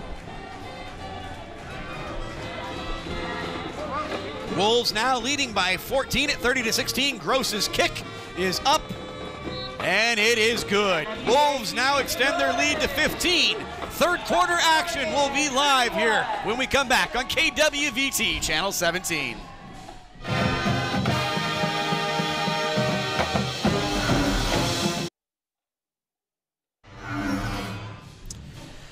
Nico Jackson, 17 yards, capping off a 10-play, 66-yard drive. 5 minutes and 39 seconds gobbled off of the clock, and the Mustangs are going to have to start thinking about that because Tristan Williams is going to have to do this with his arm. They're not going to be able to do this running the football. And he has had a decent day so far, 8 of 14 for 155 yards and a touchdown. Again, some more urgency from them on offense now. It's not a matter of picking up the pace. They're a fast-paced, up-tempo team anyway, but it's a matter of getting down the field and getting some plays and cutting down their penalties as well. Looks like Needham is going to be done, unfortunately, for the afternoon. Christian Needham. Mustangs get the ball. They're going to get great field position out of it, as they've had some nice special teams runs today, but they have not been able to capitalize. Yeah, good job by Edwards on that return, working his way up the field. Looks like about the 37-yard line. Teammates are actually consoling. Teammates consoling Christian Needham. So it looks like it's some sort of lower leg injury to the right leg, but I saw him take the tape, and I now see the pads are going to be coming off as Williams goes back to work. He fakes the handoff, and he's in trouble. And he was lucky to get that ball away, Mike, and not called for intentional grounding. He did have a receiver out there. It was a valiant effort to get to the ball to him. But in the old days, they would have called that in the grass possibly. I guess that's what I was saying, in the grass. As he's getting pushed back 10 yards, but he did get the ball off. 2nd and 10 for Midwestern State as they're right back on the ball. Again, with Williams having to throw the ball a lot here, look for Western Oregon to see if they might be able to get an interception as Braylon Evans on the defense there. Yeah, going for Robertson over the middle. It looks like he had another receiver open that he didn't see on the sideline as he was getting rushed. Again, the defensive line getting great pressure all day today, but it's a 3rd down and 10, another big 3rd down as they went 3 and out on their first drive, and it's just their 2nd drive of the half. Very important for them to try to pick up a 1st down here. Wharf, Proctor, and Parnell haven't had to do much today in that linebacking core, as there is pressure now being shown up front. There's a penalty flag on the play, and looks like it's going to be a drop pass. And now you play the game. Was it a legal formation or somebody lined up in the neutral zone?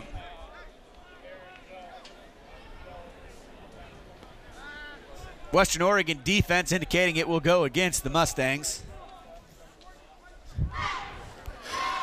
Illegal formation. Offense. 5 players in the backfield.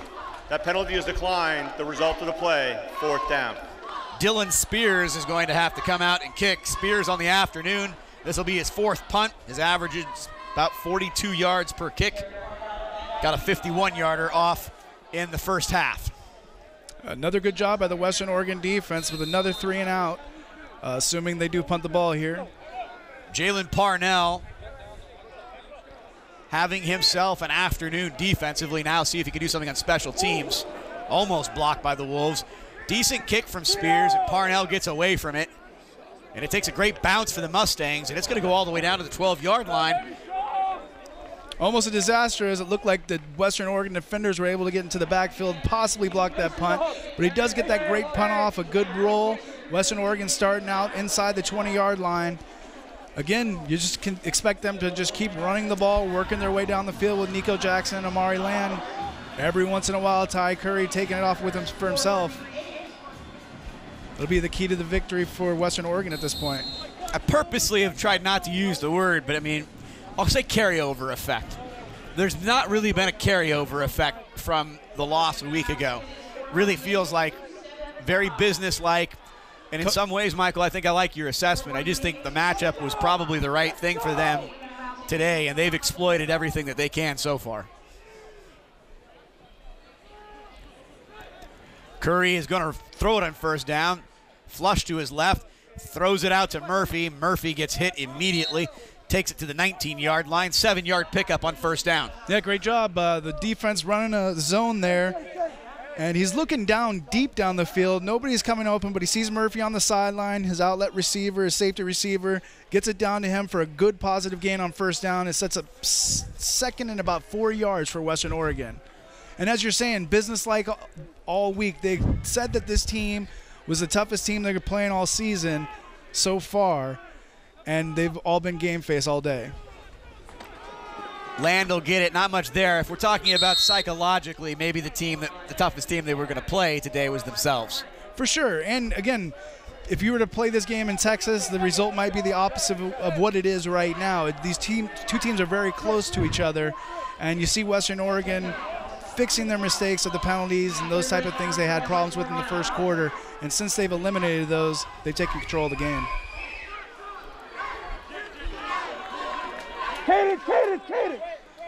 Quick moving third quarter, 3rd down and 3. Wolves on the 19. And Trey Shima-Bakuro is going to take a timeout. Prior to the snap, timeout, Western Oregon, their first of the half. Again, Michael, when I think about learning from week to week, when I see Ty Curry or Trey Shima-Bakuro make sure that timeout gets called, they realize that they don't want to give the Mustangs really any breathing room in this game. Leading by 15, we already know a week ago that twice, they were able to possess 14-point leads and not able to finish it. So the importance of a year ago, they talked about drive stalling out. 3 yards is very important here at the 6:42 mark in the third quarter. And again, the way they've been playing, it shouldn't be too difficult if they run the right play here. The defenders haven't been really getting too much penetration in the backfield, messing with the plays. So the whole playbook is open here for Western Oregon and Ty Curry. Multiple tight ends and Damian Hickok on the field. Land will be in the backfield. This is a place where Curry has called his own number, but he's going to pass, and he has Land out in the open, and he's trying to turn it upfield. 30, gets to the 40 on his own, puts his shoulder pads down, takes it out to the 43-yard line.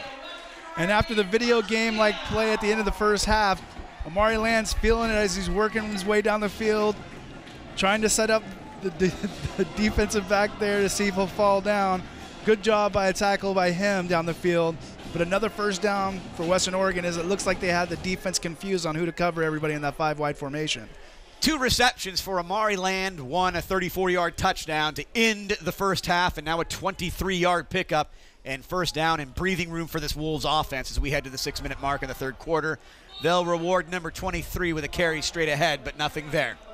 As Nico Jackson and Amari Land are having a little bit of a battle right now, who's going to lead the team in rushing yards today. This time it's Amari's chance to get some yards. He picks up 1 yard on first down, setting up a 2nd and long, 9 yards for Western Oregon. Thomas Wright back into the game. Again, we were talking about on the depth chart, Michael, for a few weeks, we just hadn't seen Tyler Reed. Tyler Reed's gotten a lot of play this afternoon. Justice Murphy and Reed will be on the bottom of your screen here on 2nd down and 9.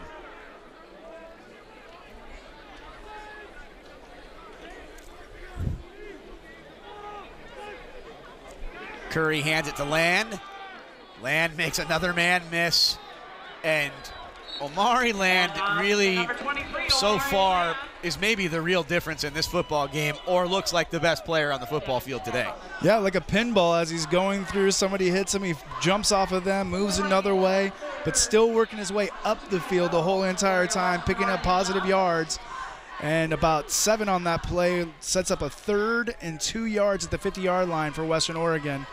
Big play here by the defense. They need to get a stop here in order to stay in this game, with Western Oregon having a lot of momentum right now and keeping them on the field this whole entire third quarter.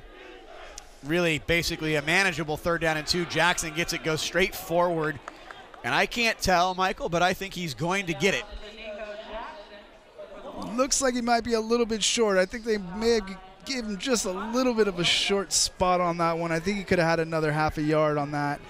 But it is a 4th down and about a full 1 yard here for Western Oregon with a decision to come. They're going to think about it. I can tell you right now, I think they probably know they have the personnel. Land on the day has 14 carries for 106 yards. Nico Jackson, 15 for 91. Jackson now in the backfield. They'll hand it to him. Jackson goes forward. Jackson gets stalled out. Jackson on the second effort gets it, pops it over into Mustang territory, and this drive is still alive. Great job by Nico Jackson. Stuffed right at the very beginning. Bounces off that offensive lineman, reaches his hand out, gets a first down. Great job by Western Oregon on that fourth down play. Continuing their drive, working this clock with a 15-point lead at this point. Again, words that get bounced around all the time, but I can't get over all I heard on the field is we are a more resilient team than we've been in a long time. Western Oregon extremely resilient this afternoon. Very effective on third down. Once again, Jackson picking up the yardage needed now in Mustang territory. And Curry looking for more down the left side. Has Thomas Wright open. Wright catches it. Carries himself into the end zone. Touchdown! Wolves! A 47-yard bomb! It's the number 14, Ty Curry to Thomas. All the right moves. You see Curry with plenty of time there. And Wright makes a great move at the line to get himself some separation, works his way down the field. Parkinson of the Mustangs trying to take him down, but he just gets ridden into the end zone. But it is a touchdown. Western Oregon, extra point to come. Gross looking to extend the lead. Kick is up, and it is no good. 37-16, 3 minutes and 18 seconds left in the third quarter. Stay tuned for all the action here on KWVT, Channel 17.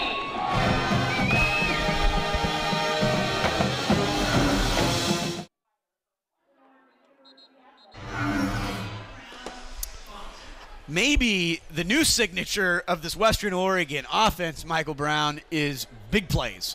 That was a 47-yard touchdown from Ty Curry to Thomas Wright. 8 plays. 88 yards, 4 minutes and 39 seconds. Gross misses the extra point, giving us our score of 37-16. But exciting things here this afternoon, and Western Oregon really in control of this game. Yeah, really a great job again by Wright on that, getting separation, having man-to-man out there. Ty Curry saw it the whole time. Perfect pass. And it's another touchdown for Western Oregon. They've looked fantastic in the second half so far. They've already racked up 480 yards. I'm going to do some quick math. That's 160 yards a quarter, as it looks like the Mustangs are trying to get right back. Going to get good field position out of it. And all day, I think maybe one of the things they can feel good about is... Looks like there's some they're laundry action there. Maybe another personal foul. We'll see here very shortly. Was there some bickering? I'm not sure. It's a kerfuffle of some sort out there. But the refs are talking it over right now. We'll figure out what it is. Tyreek Edwards is definitely getting some yards. Yeah, Edwards is doing a great job today on those returns. He's gotten the team really good field position, but they haven't been able to turn that into points necessarily, as we're waiting for the officials to tell us what's going on. After the play, personal foul, unnecessary roughness, kicking team number 36. 15 yards added to the end of the return. First down. Cougar Smith. Yeah, Cougar Smith, it looked like somebody was getting in each other's faces, and I don't know if he was the first person that was in on it, but he was the person that got the penalty. So great field position to start off for Midwestern State at the 40-yard line of Western Oregon on their way to see if they can get back in this game right now. Williams is going to have to throw, gets it out. It's a low throw. Michael, really interesting. After starting 4 of 12, looks like I can do, again, quick math. 7 of 9 for Curry now, 11 of 21 on the day, but 3 touchdowns and 254 yards. That's not, I mean, the 47-yard wasn't even as long today. He's got a 58-yard touchdown pass as well to Willingham, who did most of the work. As Williams will go back to work, and he's looking for something big down the seam. Nice throw, Michael. Just needed to put a little air underneath it. Yeah, it looks like he had exactly what he wanted. Could not make the connection. And that brings up a 3rd and long again for Midwestern State. Not able to get anything going yet in the second half with a consistent drive of any sort. And you hope for them that they'll be able to get a first down here to keep their drive going and again, stay in this game. But at this point, being at the 40-yard line and the way this game is going, this might be 4-down territory. So you could see a possible short, 5-6-yard play on this one and then go for it on 4th down. We'll see shortly. Again, pressure being shown as the gaps are filled by the linebackers here of the Wolves defense. Williams pump fakes it, gonna go back to the air. And here comes another penalty flag. And I couldn't see who that was on. I believe a Western Oregon defender may have, not on purpose, not trying to impede a receiver, but it does look like he had some contact with the receiver down the field. Parnell looks like he's going to be caught with his hand in the cookie jar. Holding, defense, number 25. That is 10 yards from the previous spot, automatic first down. And exactly what Midwestern State needed at this point to stay in this game, another first down to keep their drive alive, and they're right back on the ball ready to go again. No fault of this offense's ability to get the play that they want called and up to the line of scrimmage. Childs gets it. Childs cuts away now at the 25. Referee actually stopped that play from being bigger, Mike. Yeah, as the referee gets in the way there as he's working his way down the field, you see they have some outside pressure, over pursued on the backside, no defensive end containment, and he works his way up the field, and then gang tackled by Western Oregon, first down. Williams will give the ball right back to Child. He'll get the rock down, close to the 13-yard line. And as you see, Midwestern State starting to get a flow of their offense. Now they're actually using the running game as well, trying to work their way down the field. And then again, if they can get the running game going, it'll open up some play-action passes and some different things for their offense that hasn't been working so well today yet. Referees seem to be, there we go, we're back. Edwards in motion, rolling out to the right. Williams gets the ball to Edwards. Edwards kind of stumbles. And Curtis Anderson, I think, picks up his first tackle of the afternoon. Curtis Anderson also saw Ryan Minetti also down there to be in on the tackle. A very solid tackle, very solid catch on that play by Edwards. Second and about 6 yards for the Mustangs. Sun shines brightly. Western Oregon trying to stop the Mustangs from closing the gap. Low snap, Williams underneath. And Parnell there again, breaking it up at the last minute. That's 3 deflections for him today. Yeah, quarterback stays in the pocket, does take a hit. Great pressure from the outside. The pass looks right on point, but you have the 2 defenders right there. The sandwich with the meat in the middle being the receiver who drops the ball. It'll be 4th down here and 5 yards for the Mustangs. Big play here for the Western Oregon defense. 4th and 5. Can the Wolves defense bend but not break? Williams into the back of the end zone. It's too high, but we'll have another penalty flag. It looked like that was a hold on the offense. He did take the defensive lineman down, unless I didn't see that. I see something else. I think this ball should be going to Western Oregon. Holding, offense, number 56. That penalty is declined. The result of the play, first down, Western Oregon. That's why they pay Michael Brown the big bucks. You have Aaron Davis, the offensive lineman there. He was just put in a position where he needed to have his quarterback have some time to get that pass off. He knew he was going to give up a sack, and he ripped him down. Bad pass either way. It was going to be a turnover. Western Oregon holds. Their offense comes out. Minute 17 left in this third quarter. They're going to look to work the clock the rest of the way and try to keep this victory today. Defensively, Western Oregon has been very effective in keeping the Mustang offense out of the end zone. Ty Curry really charged up, running the ball himself. He'll pick up a yard or 2 on first down. Special season, Michael, obviously, for us to get 6 home games. Obviously, this is our 4th installment, our first time calling Midwestern State, Texas being here. The Wolves will go on the road for Simon Fraser, but it'll be 2 games. Azusa Pacific and Eastern New Mexico to round out the home schedule coming up on November 9th and 16th. So there'll be more action here on KWVT Channel 17. Land in the backfield with Curry on 2nd down and 9 as we are now under 40 seconds remaining in the third quarter, and the Wolves up by 3 scores. Land now pushes out to the right, trying to get more room again, turning it upfield. Was looking for that first down, but taken down. Great job by Larry Donald from Midwestern State as Amari Land's working his way out and tries to get to that corner, taking his speed to the outside, but Donald able to get just a foot, take Amari Land down, and it will be a 3rd down and 4 yards, but we're probably going in here to the fourth quarter. That was the last play of the third quarter. Great job by Western Oregon in that third quarter. Explosive third quarter. Wolves now leading 37-16, the fourth quarter to come. Next on KWVT Channel 17.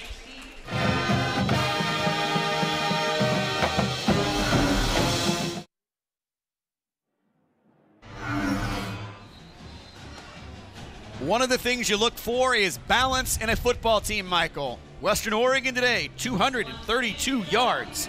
On the ground, 254 yards by air, 486 yards of total offense, and 64 plays through 3 quarters. It's 3rd down and 4 for Ty Curry in this offense on the 16-yard line, and the Wolves will have to push it past the 20 to keep the drive going. Curry's going to throw, and Sampson was tripped, and Gross will have to come out and kick. Yeah, it looks like he was trying to plant to work his way to the sideline. He slipped on that one. Incomplete pass. Good job by the Midwestern State defense as they're down 3 scores, trying to stay in this game, getting a stop on this high-powered Western Oregon offense. Special teams out, punt team ready to go. And as you were saying, I was just going to say about the Azusa Pacific game coming up. Based on tonight's game with Simon Fraser in Central Washington, it will be a huge game here in a couple weeks. Gross gets off a good kick after a low snap. Marquise Sampson would have had that tackle, no doubt about it, as Bryce Martinez calls for the fair catch. This is going to be an interesting fourth quarter, Michael. I know that you don't like to bring things up. You try not to relive it. But they've got a nice 21-point, want to say cushion. They've got a lead.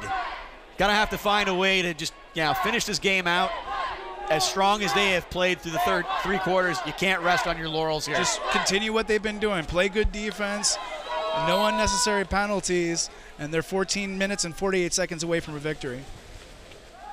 Pressure being shown up the middle, and Williams is in all sorts of trouble. He'll fall at the 22. It'll be an 18-yard loss, and I guess you can say that he felt the pressure or the footsteps. Yeah, you see Nate Proctor getting untouched right up the middle, and you'll wonder if they give him the sack. I think he's touching him as he falls to the ground. I think that was a sack for Nate Proctor Jr. It should be at least. But you have 2nd and very long, about 26 yards for Midwestern State here. Bad way to start out this drive for them. 2nd and 25, they'll call it a 15-yard loss. Williams is going to have to throw, and now more pressure. Great screen set up, good blocking down the field, and it almost gets it back to the original line of scrimmage. We'll say it's about 14 yards on the pickup there. And Twister McComas, if you want to watch him, number 97 on the defensive line, he reads the screen perfectly, tries to get the angle and tackle, just misses him, but just enough to slow him down and let the rest of the team rally together and make a tackle, leaving it 3rd and 11 for Midwestern State to pick up a first down. 3rd and 11, I can't imagine Michael trailing by 21 that they will not go for it if they do not pick it up here. Williams now looking down the right side of the field. He'll find a man open on the sideline, and it's going to take some big work from Edwards if he can get anywhere near it. But right now, I can't see them they are going to take Williams off the field, and they are going to kick it away. I'm a little surprised by this. I am too. I thought when you said maybe 4-down territory here and they run a play for 6 yards, they're going to go for it. I don't even know if it's a territory. I think it's a time in the game. You're leading by 20. You're trailing by 21. Your offense has been sputtering, and you've got to get something going. Western Oregon, basically at any time today, has been able to get plays for over 20 or 30 yards. The defense for the Mustangs is reeling as Parnell will take the fair catch on the 21-yard line. And I would think that, cover up the football, but the playbook might still be completely open to Ty Curry in this offense, because I think they want as much cushion. Kind of the old adage, Tiger Woods is leading overseas, playing golf, looking for his 82nd victory. He's like, if I can beat you by 2, I would rather beat you by 4. Tiger who? Tiger Woods. Oh, don't do that, Michael. It's like you and the Rams. I like Tiger. No. That's not even kind of the same comparison, but I get you, though. Nico Jackson in the backfield. And again, same story this whole second half. Just keep powering that ball, working the clock. Nico Jackson looking to join Amari Land with 100 yards rushing, but Curry is going to throw. He's got a man slipping, but falling underneath it is Justice Murphy. And a great job by Justice Murphy running the. Looks like he's going to go somewhere in an inside slant and then works his way to the outside. Curry throws the ball out, gives him some little bit of air underneath it for Murphy to get underneath it. He does. First down, Western Oregon. Just in case Midwestern State was feeling comfortable with their defense in the second half, or at least in this fourth quarter, Western Oregon coming out and trying to say, no, we're gonna ram it down your throats and really try to put some more points on this in the board. The best thing about it, Michael, is it's a mentality. Ty Curry today has thrown the ball from multiple platforms. Jackson gets it to go off the left side, and we talked about that on the way down about quarterbacks that we see at the NFL level. We know Ty Curry is going to have a good college career, but he's been throwing it from different places all day and getting his receivers an opportunity to run after the ball, and that's been kind of, again, a signature of these great number of receivers they have. They have about 12 of them on this team. And he's finding them all. It's the fun part of this Western Oregon offense. They have so many weapons on offense. When they have time, when they're not committing penalties, you get to see them do some work down the field, all the different playmakers on this team. Second down and 12, it was a loss of 2 by Jackson, but Curry might be having a 300-yard passing day. Underneath the Marquise Jackson, just behind him. It'll take the ball out to about the 45-yard line, but again, just some nice tempo and rhythm in Ty Curry and the entire receiving corps. Last week it's possible that they may have shut it down a little too early. It's debatable. This week you see them still going hard. They have a 3-touchdown lead. They don't care right now. They want to see their offense be successful and keep picking up first downs. They've certainly taken the lid off it today a couple times. Never more evident than getting to see Thomas Wright on the bottom of your screen on that 47-yard touchdown pass. A dominating figure in the receiving game, number 11 is. And Curry is looking that way potentially again, but he'll go underneath, and he finds a man open. And Tyler Reed, unfortunately, puts the ball on the deck. A turnover, and Curry actually makes the tackle. But a great job by Jacoby Thomas and the rest of the defense there, as it looks like he could be going to the house possibly. Reached in at the last second, able to rip the ball out on that tackle, and a turnover for Midwestern State, getting the ball back, and now they have a chance to get back in this game with 11 minutes. Again, 3 touchdowns, a lot to come back from, but anything's possible. It's football. There's still a lot of time. It's good to see Tyler Reed out there. I know that he had the yardage for the first down, Michael. Maybe got a little bit greedy trying to get more on that play. You don't necessarily expect to be hit from both sides at the same time 40 yards down the field. So, that is a little bit of a surprise because he got hit from the backside and the ball was knocked away.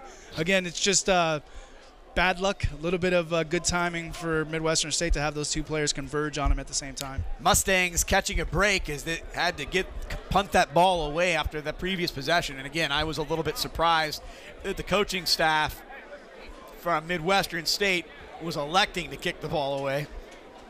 And it looks like there's some conversation on the field right now because they haven't moved the markers yet. Bill Maskell, the head coach of the Mustangs, what a career he's had there. 18 seasons, 141 and 52. 20th season overall in coaching, 154. After the interception and during the return, personal foul, targeting the passing team, number 14, 15 yards from the end of the run. Number 14 is disqualified for the remainder of the game. Not something you see every day. I don't know if we can bring this thing up again. This is ridiculous. Ty Curry is in a position that he has to be the tackler.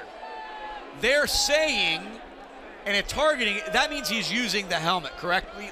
He's using it as. It means that there's a player that doesn't normally tackle trying to go down and make a play, and they decided to call a personal foul on that play. Those are always very close plays. It's about safety for sure, but it's not a play you're going to get called on the starting quarterback, possible GNAC player of the week this next week. Ty Curry, we'll see. Class act with Corey Metzger, the strength and conditioning coach. He's running off the field. He's not going to be a part of the end of this game. He's helped this offense kind of forget the woes of a week ago. Next play, let's go. Let's go. It's going to be an interesting 10 minutes and 59 seconds now that Curry has been disqualified for targeting. I'm a little bit shocked, Michael.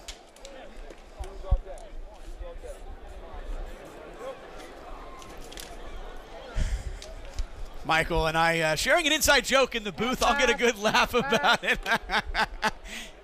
It's going to be very interesting. They're probably going to call, if we look at the two-deep chart on the next offensive possession, Ryan Worthley will be coming in, a redshirt sophomore. Ryan Worthley that I've been looking forward to see play since last year. There's a lot of buzz about him in the preseason last year, and maybe you get a chance to see him throw a couple passes as this game goes along.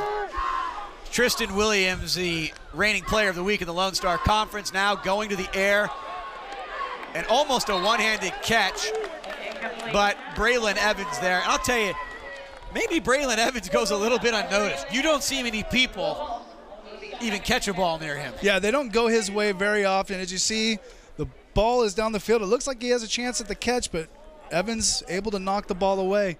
Yeah, Evans, unfortunately, we only call him a few times on penalties, but most of the game, he's pretty solid. You don't even hear about him at all. It's going to be a galvanizing moment for this Wolves team as they send Edwards in motion. Tristan Williams going to run the ball on the run-pass option. He'll slide. But I can tell you, man, the crowd and that sideline feel just a little bit different. I think they feel safe at 21, Mike, but it really took the wind out of the sails to see the leader of the team in Ty Curry be ejected for the game for targeting. And as the quarterback gets to the outside, slides, the Russell Wilson School of Quarterbacking always get down instead of taking a hit. It's going to keep Russell Wilson in the league, I can tell you that, as Williams goes underneath. Pass incomplete. Trying to get the ball to Edwards again. You got to say a great job for Edwards all day. He's been hustling on that Midwestern State team, trying to make some plays. Unfortunately for them so far, nothing really has come to fruition for them, but he really has been hustling all day out there. Well, now there is no choice. They will be going for it on fourth down. Ball on the 34-yard line. Would have to get to Western Oregon's 25-yard line to keep this drive and continue with a new set of downs. Low snap, and it is all going wrong for the Mustangs right now. Yeah, the one thing you had to have happen there, obviously, is get the snap off. Low snap, ball dribbles up the field, recovered by Midwestern State, but it will be a turnover on downs, and Western Oregon's offense will be back on the field. Ryan Worthley, I'm excited. Let's see what the kid can do. Probably going to get a steady dose of handoffs. Make sure that that exchange goes well. It'll be interesting with a new cadence in the game as well. New play caller, new signal caller, number 10, Ryan Worthley. Let's go, Ryan. With Amari Land in the backfield, you'll see them just try to milk this clock with 10 minutes and 13 seconds left in this game. Land gets it, goes off the left side. That's where they were so effective to start this game, but the play gets stretched out. And as far as I'm concerned, if you hand the ball off to anybody in red, take care of the football and keep it in bounds. Yeah, stay in bounds, keep that clock moving. Zamari Land keeps trying to work his way out to the sideline on that one. And good job supporting by the defense. Dwayne Tate coming up to make the tackle. But again, Western Oregon content to just keep working this clock. Working the play clock down to 0, 1, 2, 3 at the worst before they snap the ball on each of these plays. It's actually a good moment for Worthley. Understand you have inherited a lead, but it takes something to be patient. And again, Mari Land right up the middle. Very short game. Good job by the defensive tackle to get a tackle. As you saw a glimpse of Ty Curry waiting by the team facilities, waiting for the game to be over so he can come back and join his team. Technically off the field at this point. That's amazing, Michael. That was a great shot, guys. Ty Curry probably, yeah, again, you said short memory, but probably pretty dejected that he's not on this field, and I'm sure that I don't think it warranted it, but. Well, of course, it's a senior year. There's only a few games left. It's home game. You don't want to be off the field at this point, as they're going for a first down here, but stopped short. So it'll bring up fourth down, and the punt team will come out for Western Oregon. I don't think Ryan Worley has attempted a pass yet, Michael. I think this is his third game of action. Actually, take that back. He has. He's 0-3 on the season. Oh, well, this would be the time where you don't want to throw the ball. If it was Ty Curry, maybe you let him have that option to decide to throw the ball or not. But with a backup that hasn't played as much, just keep it on the ground, keep working this clock. Midwestern State doesn't seem to have what they need to get back in this game at this point. Just keep working. Gross gets it away again, looking for a favorable bounce, and he got it. I think every punt keeps going out right in about that same spot today. So very interestingly enough, I don't think I've called a game where anybody's been ejected. A security guard went out there. I know one of the personnel for Western Oregon made sure that Ty Curry went into the building facilities. I guess he's not allowed to sit on the shrubbery and watch his team, even though he's technically off the field. I think he is, if it wasn't in view of the whole entire stands that can see him sitting there. That might be undermining the rules a little bit, but I still think it was a good play. Hey, Ty Curry, congratulations on getting the team out to a 21-point lead. As you see a Midwestern State working their way up the field, getting a good positive play of 5 yards on first down. Get a shout-out, Mike, to your Twitter, please. Oh, anybody that's on Twitter, Saturdays at MacArthur Field, there's always some Western Oregon news, some players. I'll retweet all their stuff, the friends and families of the team. Again, that's at MacArthur Field. Always have some game updates and the game links, channels you can watch it on, and so on and so forth. I want to thank everybody at Western Oregon. I want to thank Michael Brown for that element to our broadcast. It brings another level of enjoyment for friends and family. Offside. Defense. Number 44. That 5-yard penalty will result in a first down. Number 44, E.J. Hagg, he led the team in tackles in the first half, and that number 44, Michael, is a very significant number at Western Oregon. Obviously owned once by, and just a year ago, Bo Heiberger. Let's see if you do it right. Bo Heiberger. And who we'll see here every once in a while with him being on the sidelines, being an assistant coach. But yeah, great job by Hagg all day today. Interior linebacking play. It's a big place to step in for, a big player to step in for Bo Heiberger. But he's done a great job today and all season. Williams is forced to throw. Now he's got nowhere to run, and he's in trouble. Parnell, that's 4 breakups. He got picked on that first 2 series, Michael, and since then has really adjusted well. Yeah, sticking to him like glue on that one. The quarterback's running all over the place, trying to not get hit from behind and find an open receiver, sees somebody, but Parnell right there knocks the ball away. It'll be 3rd down and 6 here for Midwestern State with 7 minutes and 6 seconds left in the game. Pressure being exerted all over Tristan Williams. He's flushed out, he's forced to run, and he's going out of bounds. Obviously trailing right now with exactly 7 minutes to go. The Mustang offense will stay on the field. I cannot see them kicking it away this time. Yeah, good job by Proctor and the rest of the defenders coming up, putting some pressure, making them run out of bounds. Midwestern State quarterback does not want to take a hit, so he gets out of bounds. Looks like we have some miscommunication on the Western defense of whether or not they're going to go for it. And now they realize it and they come up. So it'll be 4th down here from the Midwestern 30-yard line.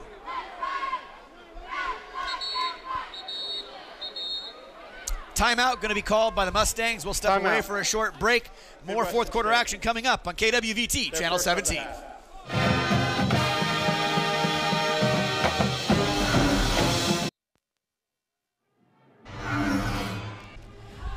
Well, we're back. It's 4th down and 6, and I would say this is the last rodeo for the Mustangs if they don't get a first down here. In trouble now, and it's going to be, penalty flags. Quite a few penalty flags. Here we go. There's one on the far side, and there's 2 on the near side. Is it going to be 2, 3, 4? How many penalties are there going to be? People out of bounds, late hits. I'm guessing offsetting at the end. Did he throw it past the line of scrimmage, Mike? Well, you see a hat off, so that means somebody stepped out of bounds. So the receiver steps out of bounds. That's one. And then the quarterback where he threw it, there was a flag right about there, so that could have been holding or a late hit. I think a late hit at the end of the play. What do you got on the far side? Leaves. That's not a leaf. That's a flag. You see any trees? Well, there are trees around here. They are deciduous. Some mean acorns out there. Oh, man. You gotta be careful walking back to the car. Those things are violent. Illegal touching. Offense. That penalty is declined. Illegal forward pass. Offense number 19. The passer went beyond the line of scrimmage before throwing the pass. That penalty will be accepted 5 yards from the spot of the foul. It includes loss of down. It'll be 1st down and 10, Western Oregon. Thank you for the great explanation. Now, I made up late hits, I guess. But illegal but touching, right. I guess that's not targeting. Illegal touching is when the receiver steps out of bounds. He's forced out of bounds and doesn't get back in. The defender uses the sideline as part of the defense. That's why they make that rule. The loss of downs will give the offensive reins back to Ryan Worthley. Handed it off 3 times in a row on his only possession of the afternoon. Be interesting to see. Nice arm strength from this kid. Definitely was shown in fall camp. You see him on the sideline. Throws a very crisp ball. Let's see if we get to see number 10's arm at all this afternoon. And we're going to get to see it on 1st down. Took a hit. Gets the completion. It'll be for a loss of yards in the play. He still does not, that was his first reception of the season, but he still doesn't have any positive yardage. But we're working on it. I like it. As he's trying to get the ball out to Phoenix Smith on the sideline, you're letting the backups get some playing time here and try to see if they can add some stats to their line box score. Oh, they were nice to him, man. They gave him the line of scrimmage. Just still has no yards. That's his first reception. Worthley with Jackson. Jackson gets it. Big hole up the middle, but kind of just stalled out. And again, maybe the biggest friend that Western Oregon has right now, Michael, the play clock and the game clock. Yeah, just keep working it down. 3-score lead. I mean, I think everybody at this point knows the game should be over, barring any crazy 70, 80-yard returns on this drive by Midwestern State. Western Oregon should be able to just work the clock down for another minute and a half, and it's going to be tough for them to have 3 scores in less than 5 minutes of the game. Several substitutions for the Western Oregon offense. Now under 5 minutes and 35 seconds remaining, Jackson gets it on 3rd down, bowls ahead to about the 20-yard line. And you see some Midwestern State players going after the offensive lineman. Possibly could have got a penalty on that. Nothing on that play. It'll be 4th and 5 with a decision here by Western Oregon to see if they just want to get a 1st down and keep working this clock. Andrew Gross isn't anywhere to be seen. Worthley stays on the field. It'll be 4th and 4 on the 20-yard line. Western Oregon will need to get the 16-yard line, but they are going to run this play clock and game clock now under 5 minutes, leading 37-16. A 4th quarter that seemed rather eventful. Ty Curry ejected after tackling a player and called for targeting. Second effort might get Nico Jackson the 1st down. It's going to be close. Looks like they're marking towards the 17. And I see the Mustang offense ready to come back on the field, and the Wolves defense doing the same. Turnover on downs there as they're just trying to work the clock and see if they can get a 1st down. But not much yards by the Midwestern State offense in this second half, so they probably feel safe with the defense coming out, just trying to see if they can get a turnover and definitely seal it up, or just stop them, not let them drive down the field right now. 4 minutes, 49 seconds left in the game. I think more and more I focused on the offense. I think the defense today is going to have to get a lot of credit.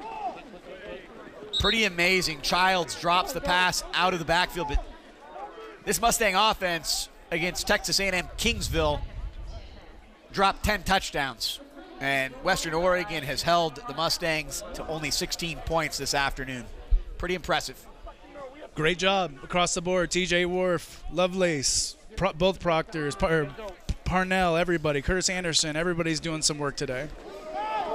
Childs will get the ball on second down. He'll turn it upfield, run out of bounds. Probably the most positive play for their leading rusher for Midwestern State. Yeah, just as we say, the defense has been doing a good job all day. They let a little bit of a letdown on that play as Childs gets to the outside and picks up a first down for Midwestern State. Under 4.5 remaining, new set of downs.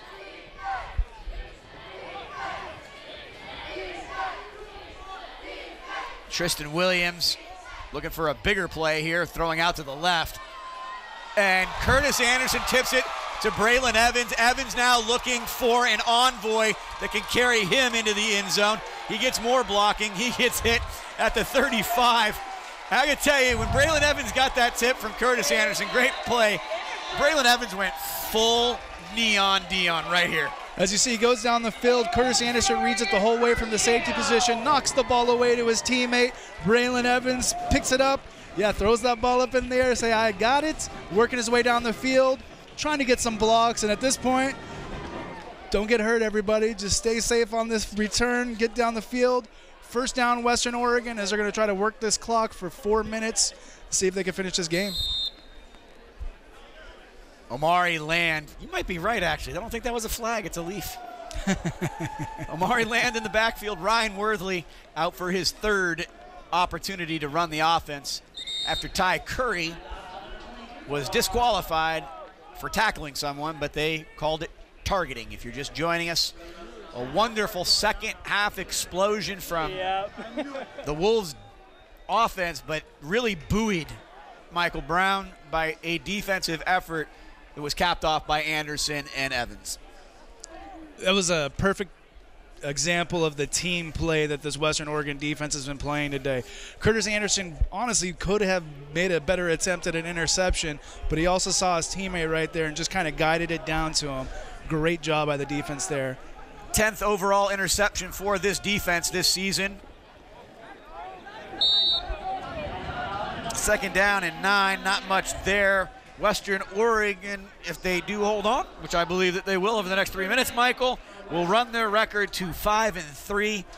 I'm sure they'll have lots of encouraging words for Ty Curry, but I think they might turn their attention to the internet tonight to see if Simon Frazier can pull off a massive, massive upset in Ellensburg tonight. It would be great for Simon Frazier, a team that hasn't had very much success in the GNAC conference, but after last week's win, and the way this season's been, everybody's had a chance to pick away at each other. It's definitely possible. Worthley going to hand it off again. Valadares in the game. I'll tell you, I think I remember when he was in here a few weeks ago in some mop-up time. Somebody tried to tackle him, and he took off, and nobody could catch him. It looks like we have a player down on the field. But Valadares, yes, some extreme speed there for sure. Definitely. He'll be, 93 down on the field. It is Michael McDonald. Training staff out to take a look at him. Valadares will obviously replace Nico Jackson. Omari Land should stick around as well next year. That'll be their 1-2 punch. But today, really, really impressive running attack that really set the tone for Western Oregon in a game that was a serious bounce back and could have had a big carryover effect if they didn't get off to the start that they did today. But again, this offense showing all season long that it can get big plays when it needs it. Nice to see the player getting helped off the field. Good to see that he can get up and get off the field. Again, you don't want any injuries with just 2 minutes, 30 seconds left. Most backups in the game at this point. Let's see if everybody can get out of healthy. Timeout. Midwestern State, their second of the half. We'll step away for a quick break, and we'll have the conclusion of this game coming up next on KWVT Channel 17.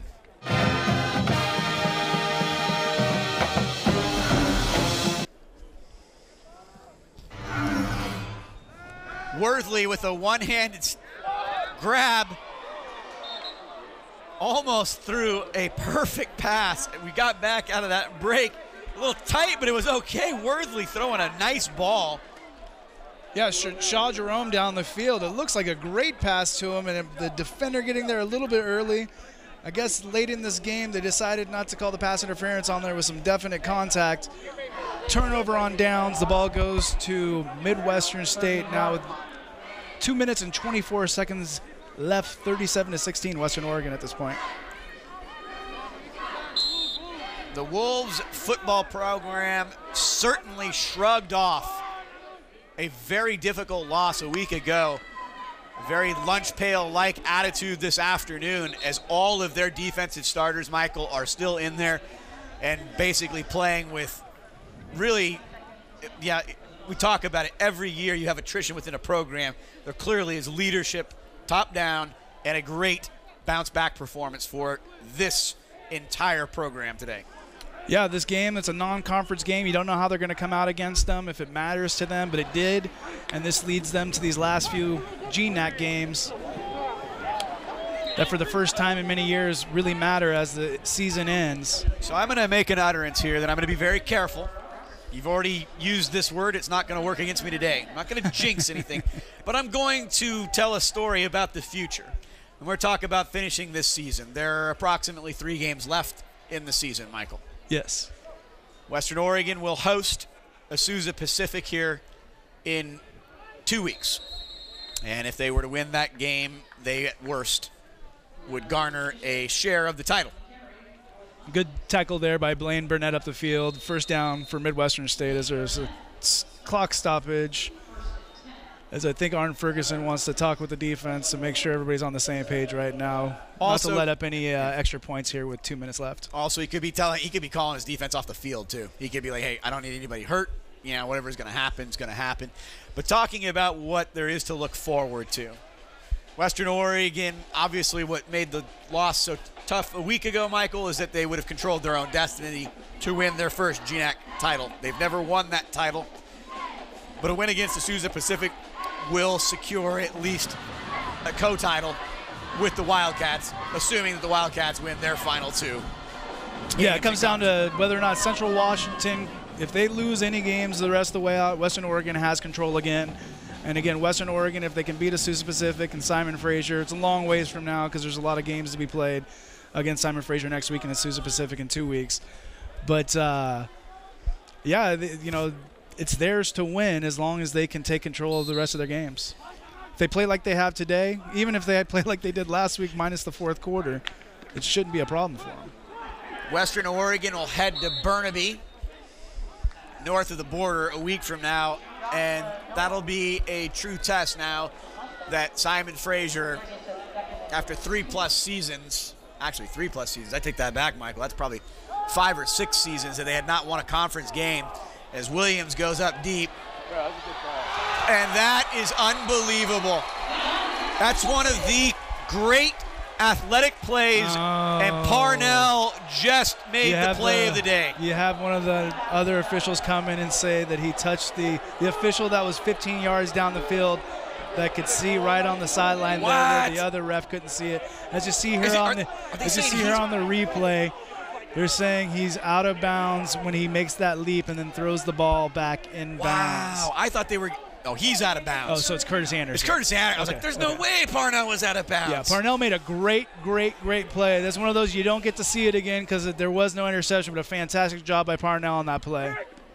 Oh. Parnell not happy about Curtis Anderson not getting his feet in bounds, tries to take it out on the offensive player for the Mustangs. Yeah, Parnell coming up to make the hit. Doesn't wrap up. Receiver able to just shrug him off and work his way down the field. So you see the Midwestern State pick up another first down with 1:35 seconds left in this game. Tavion Barnes gets the reception. Childs gets it, runs it out of bounds. Not Childs. You see some life from Midwestern State here very late in the fourth quarter. Good to see them still putting forth a full effort to try to score before this game ends. As the refs need to let the chain crew know to move up. It was a first down. Old-fashioned, like, tip drill. Parnell trying to get. The result of the play is a first down and 10. The game clock will start on the snap. Tristan Williams moving the Mustangs into Western Oregon territory. They were able to do that quite effectively in the first half, but in the second half, this Wolves defense has been pretty much perfect. And as you see, plenty of time on that play, but another misconnection on this pass. Ball goes flying out of bounds. 2nd and 10 for Midwestern State. The Western Oregon 31. The minute 25 seconds left to go in the fourth quarter. Williams is going to go right back to work. Fisher in the backfield. Fisher gets it, running straight up the middle. Fresher legs than Childs, pummeling his way. And number 15 takes it to the end zone. Great run from Lazarus Fisher. Lazarus definitely not quitting in this game as they run a trap up the middle. Looks like you have him tackled right there in the backfield. Penalty flag now being thrown. And I'm just going to guess Western Oregon, and again, it was a problem against the Wildcats a week ago, said something that they weren't supposed to.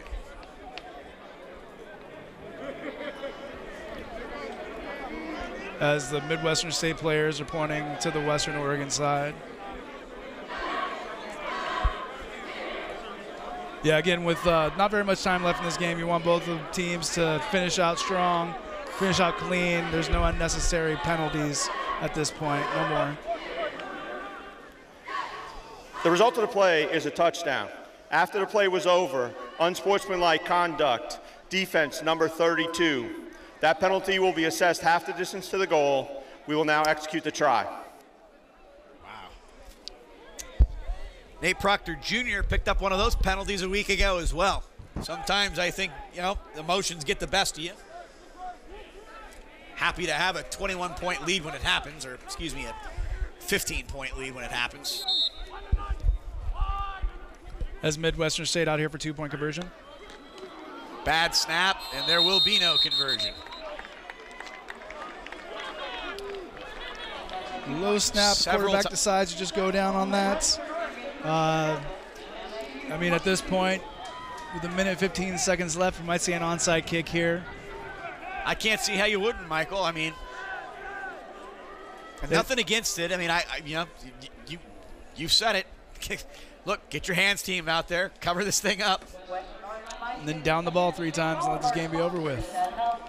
How many timeouts do they have over there? They only got 1. You're right. Any set of anything here probably, as long as you are able to recover this kick, should seal the victory. Again, looking forward to a week from today. Western Oregon in its quest to win the Great Northwest Athletic Conference Championship will go to Vancouver, BC, and Burnaby to take on Simon Fraser. Simon Fraser this evening will be in Ellensburg, Washington to take on the Wildcats. And 2 weeks from today, Western Oregon will close out its conference play against Azusa Pacific. Kickoff, as always, at 1:05 p.m. on KWVT Channel 17. It's been a pleasure to call this game this afternoon, but the most exciting play in football might be coming up right now as the hands team is out. Sampson is deep. But looking for the onside kick, and the Wolves need to cover up here.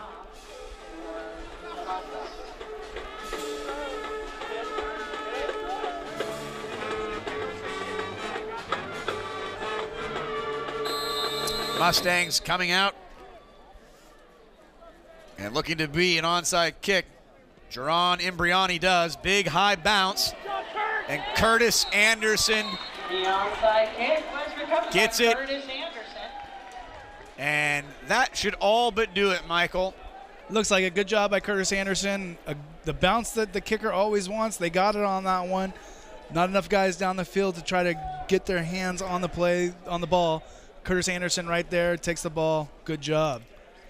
Western Oregon, I can tell you, Michael, I'm looking at a lot of the defensive players. Again, there were a lot of big plays in this game, but every one of these players has played as hard as I've seen them play all season, and all of them look tired and all of them look a little dinged up.